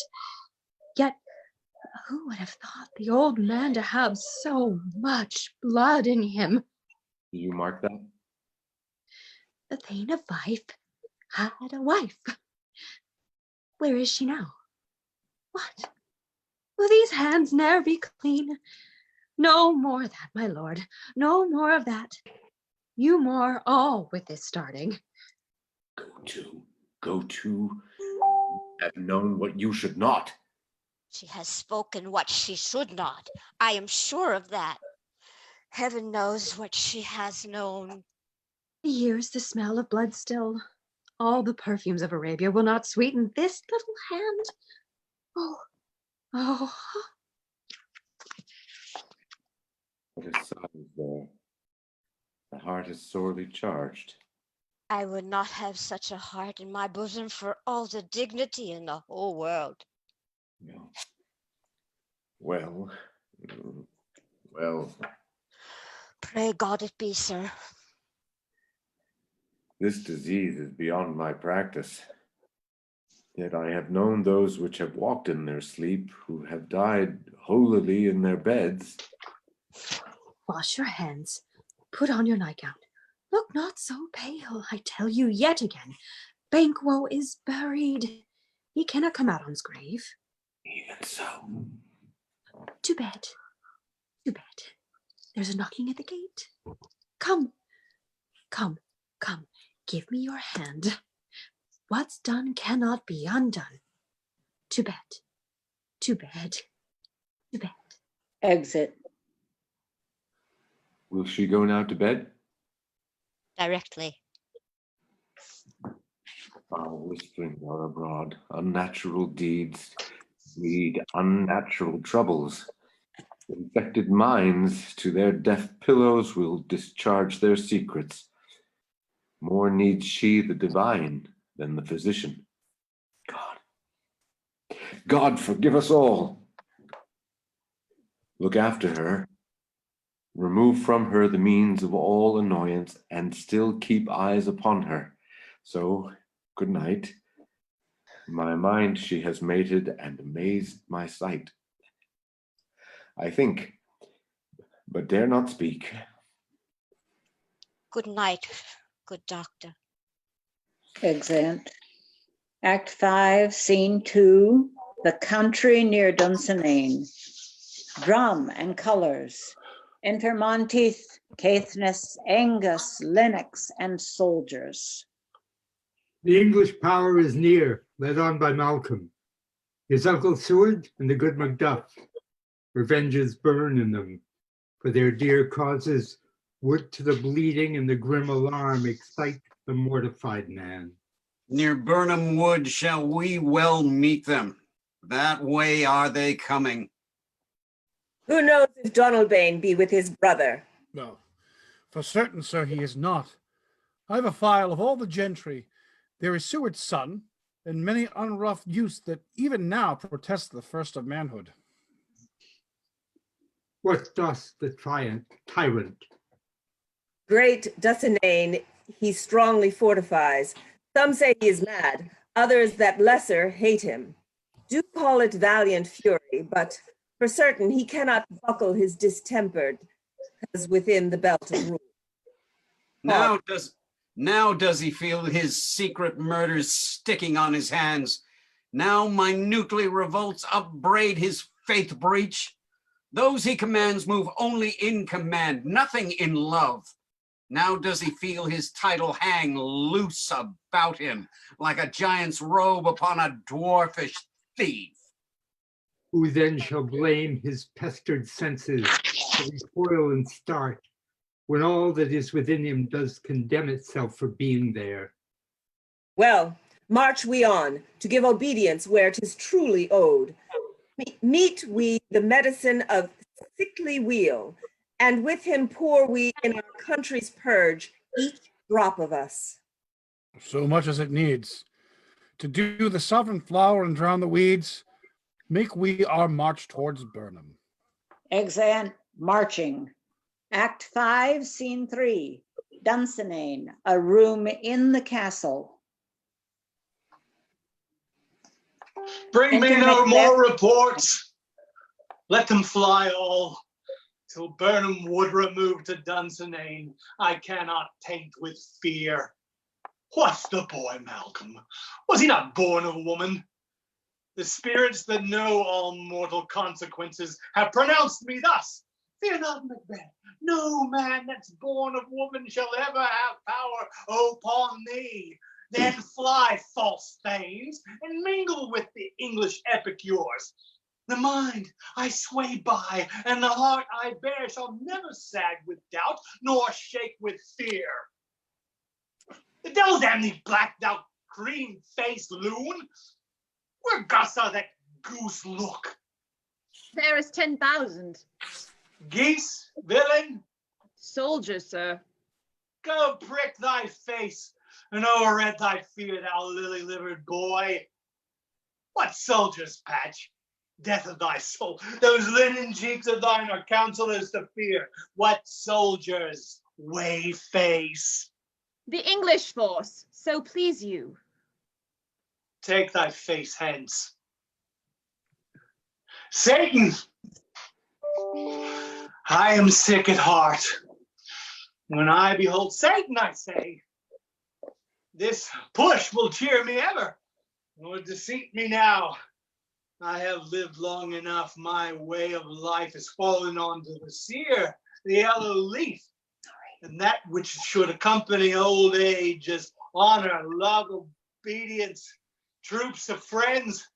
I must not look to have, but in their stead curses, not loud but deep, mouth honor, breath. which the poor heart would fain deny and dare not. Satan! Enter Satan. What is your gracious pleasure? What news more? All is confirmed, my lord, which was reported. I'll fight till from my bones my flesh be hacked. Give me my armor. 'Tis not needed yet. I'll put it on. Send out more horses. Scurry the country round. Hang those that talk of fear. Give me mine armor. How is your patient, doctor? Not so sick, my lord, as she is troubled with thick coming fancies that keep her from her rest. Cure her of that. Canst thou not minister to a mind diseased? Pluck from the memory a rooted sorrow? Raise out the written troubles of the brain, and with some sweet, oblivious antidote, cleanse the stuffed bosom of that pernicious stuff which weighs upon the heart. Therein the patient must minister to himself. Throw physic to the dogs. I'll none of it. Come, put mine armor on. Give me my staff. Satan, send out. Doctor, the thanes fly from me. Come, sir, dispatch. If thou couldst, doctor, cast the water out of my land, find her disease, and purge it into a sound and pristine health, I would applaud thee to the very echo. That should applaud again. Pull it off, I say. What rhubarb, crime, or what purgative drug would scour these English hens? Hear'st thou of them? Aye, my good lord, your royal preparation makes us hear something. Bring it after me. I will not be afraid of death and bane till Burnham Wood come to Dunsinane. I from Dunsinane away and clear profit again should hardly draw me here. Exeunt. Act 5, Scene 4, country near Burnham Wood. Drum and colors. Enter Malcolm, Seward, and Young. Seward, Macduff, Menteith, Caithness, Angus, Lennox, Ross, and soldiers marching. Cousins, I hope the days are near at hand that Chambers will be safe. We doubt it nothing. What wood is this before us? The wood of Burnham. Let every soldier hew him down a bow and bear it before him. Thereby shall we shadow the numbers of our host and make discovery err in report of us. It shall be done. We learn no other, but the confident tyrant keeps still in Dunsinane and will endure our setting down before it. 'Tis his main hope, for where there is advantage to be given, both more and less have given him the revolt, and none serve him but constrain things whose hearts are absent too. Let our just censures attend the true event, and put we on industrious ship. The time approaches. That will with this due decision make us know what we shall say we have and what we owe.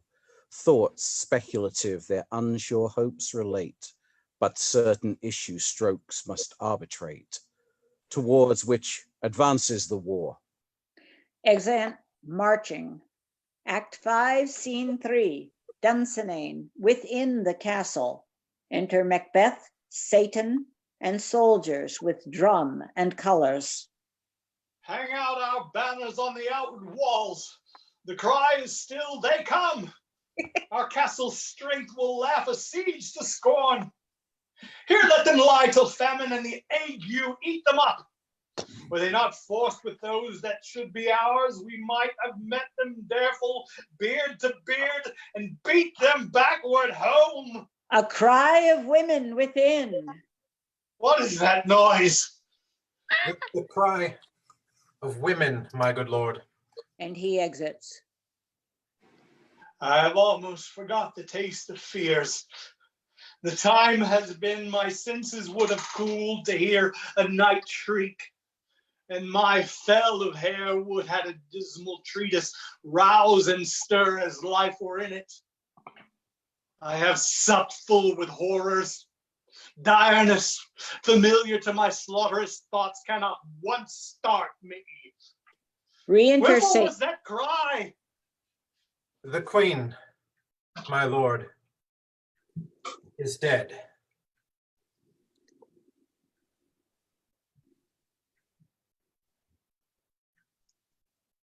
Should have died thereafter. There would have been a time for such a word. Tomorrow. And tomorrow. And tomorrow. Creeps in this petty pace from day to day, to the last syllable of recorded time.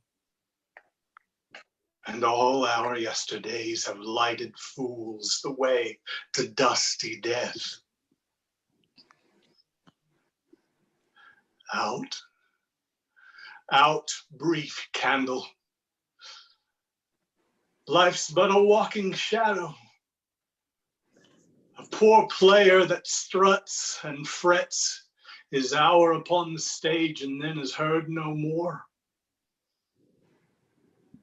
It is a tale told by an idiot, full of sound and fury, signifying nothing. Enter a messenger. Thou comest to use thy tongue, thy story, quickly. Gracious my lord, I should report that which I say I saw, but none how to do it. Well, say, sir. As I did stand my watch upon the hill, I looked toward Burnham, and anon methought the wood began to move. Liar!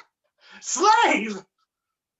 Let me endure your wrath. I'll be not, if it be not so. Within this 3 mile may you see it coming. I say, a moving grove. If thou speaks false upon the next tree, thou shalt hang alive till famine cling thee. If thy speech be sooth, I care not if thou dost for me as much. I pull in resolution and begin to doubt the equivocation of the fiend that lies like truth. Fear not, till Burnham wood do come to Dunsinane. And now a wood comes to Dunsinane. Arm, arm, and out! If this which he avouches does appear, there is nor flying hence nor tarrying here. Again to be aweary of the sun and wish the estate of the world were now undone. Ring the alarm bell, blow wind, come rack. At least we'll die with harness on our back. Exeunt. Act 5, Scene 6, Dunsinane, before the castle. Drum and colors, enter Malcolm, Seward, Macduff, and their army with boughs. Now near enough, your leafy screens throw down and show like those you are. You, worthy uncles, shall with my cousin, your right noble son, lead our first battle. Worthy Macduff and we shall take upon what else remains to do according to our order. Fare you well. Do we but find the tyrant's power tonight, let us be beaten if we cannot fight. Make all our trumpets speak, give them all breath, those clamorous harbingers of blood and death. Exeunt. Act 5, Scene 7, another part of the field. Alarms. Enter Macbeth. They have tied me to a stake.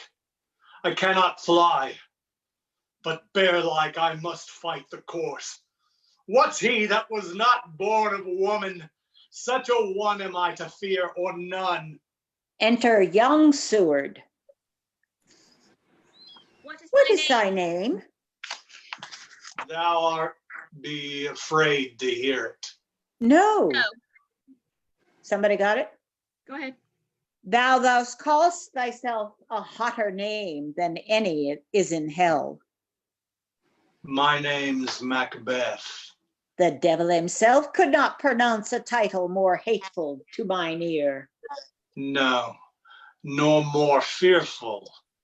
Thou liest, abhorred tyrant. With my sword I'll prove the lie thou speakest. They fight, and young Seward is slain.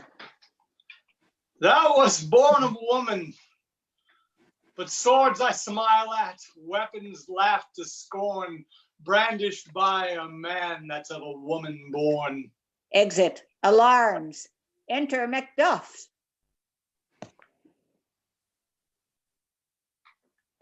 Macduff! That way the noise is. Tyrant, show thy face. If thou be slain with no stroke of mine, my wife and children's ghosts will haunt me still. I cannot strike at wretched kerns whose arms are hired to bear their staves. Either thou, Macbeth, else my sword with an unbound edge I shake and undeed. There thou shouldst be, by this great clatter, one of greatest note. Let me find him, fortune, and more I beg not. Exit. More alarms. Enter Malcolm and Seward. This way, my lord. The castle's gently rendered. The tyrant's people on both sides do fight. The noble thanes do bravely in the war. The day almost itself professes yours, and little is to do. We have met with foes that strike beside us. Enter, sir, the castle. Exit. Alarms. Act 5, Scene 8. Another part of the field. Enter Macbeth. Why should I play the Roman fool and die on my own sword? Whiles I see lives, the gashes do better on them. Enter Macduff. Turn, hellhound. Turn! Of all men else I have avoided thee. But get thee back.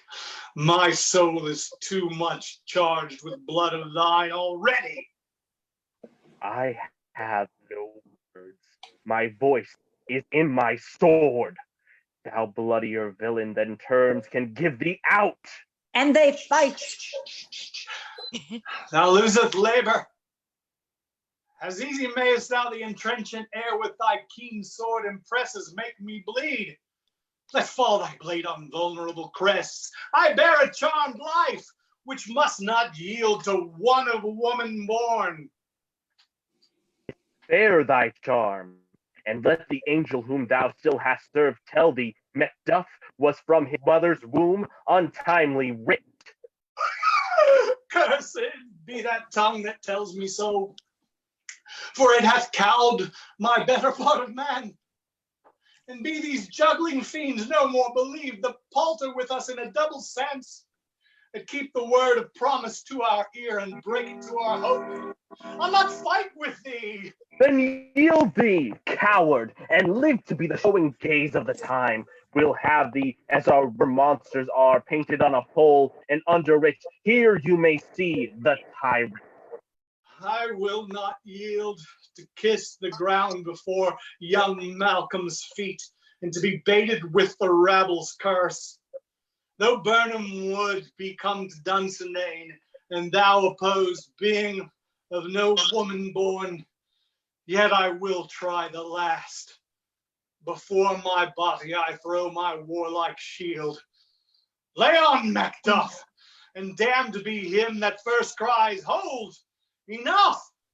And they exit fighting. There are alarms. Retreat, flourish. Enter with drum and colors Malcolm, Seward, Ross, and the other thanes and soldiers. I would the friends we miss were safe arrived. Some must go off, and yet by these I see, so great a day as this is cheaply bought. Macduff is missing, and your noble son. Your son, my lord, has paid a soldier's debt. He only lived but till he was a man, the which no sooner had his prowess confirmed in the unshrinking station where he fought, like a man he died.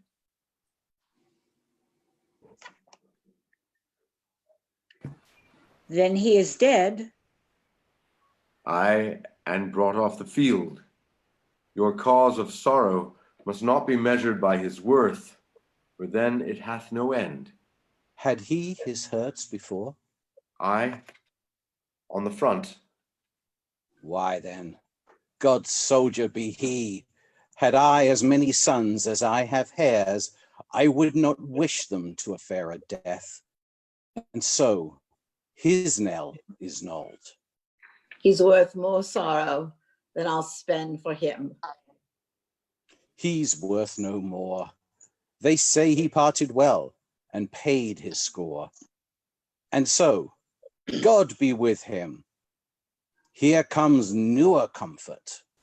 Re-enter Macbeth with Macbeth's head. King. For so thou art. Behold where stands the usurper's cursed head. The time is free. I see thee compassed with thy kingdom's pearl, that speak my salutation in their minds, whose voices I desire aloud with mine. Hail! All hail, King of Scotland. Hail, King of Scotland. We shall not spend a large expanse of time before we reckon with our several loves and make us even with you. My thanes and kinsmen henceforth be earls, the first that ever Scotland in such an honor named.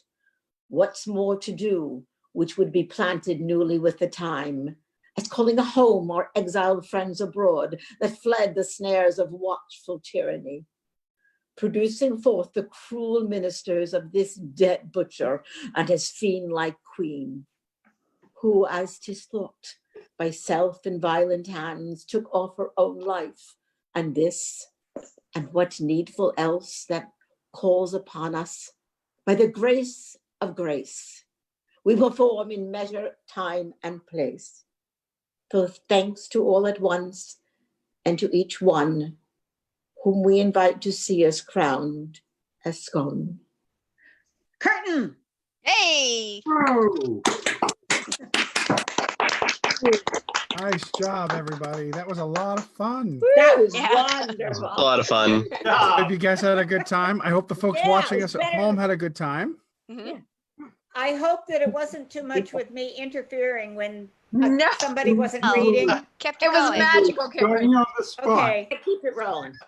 Kidding me? You keep cracking that whip. That was great. Show must go on. Always need Well, someone thank to you. jump into the fray. Fantastic.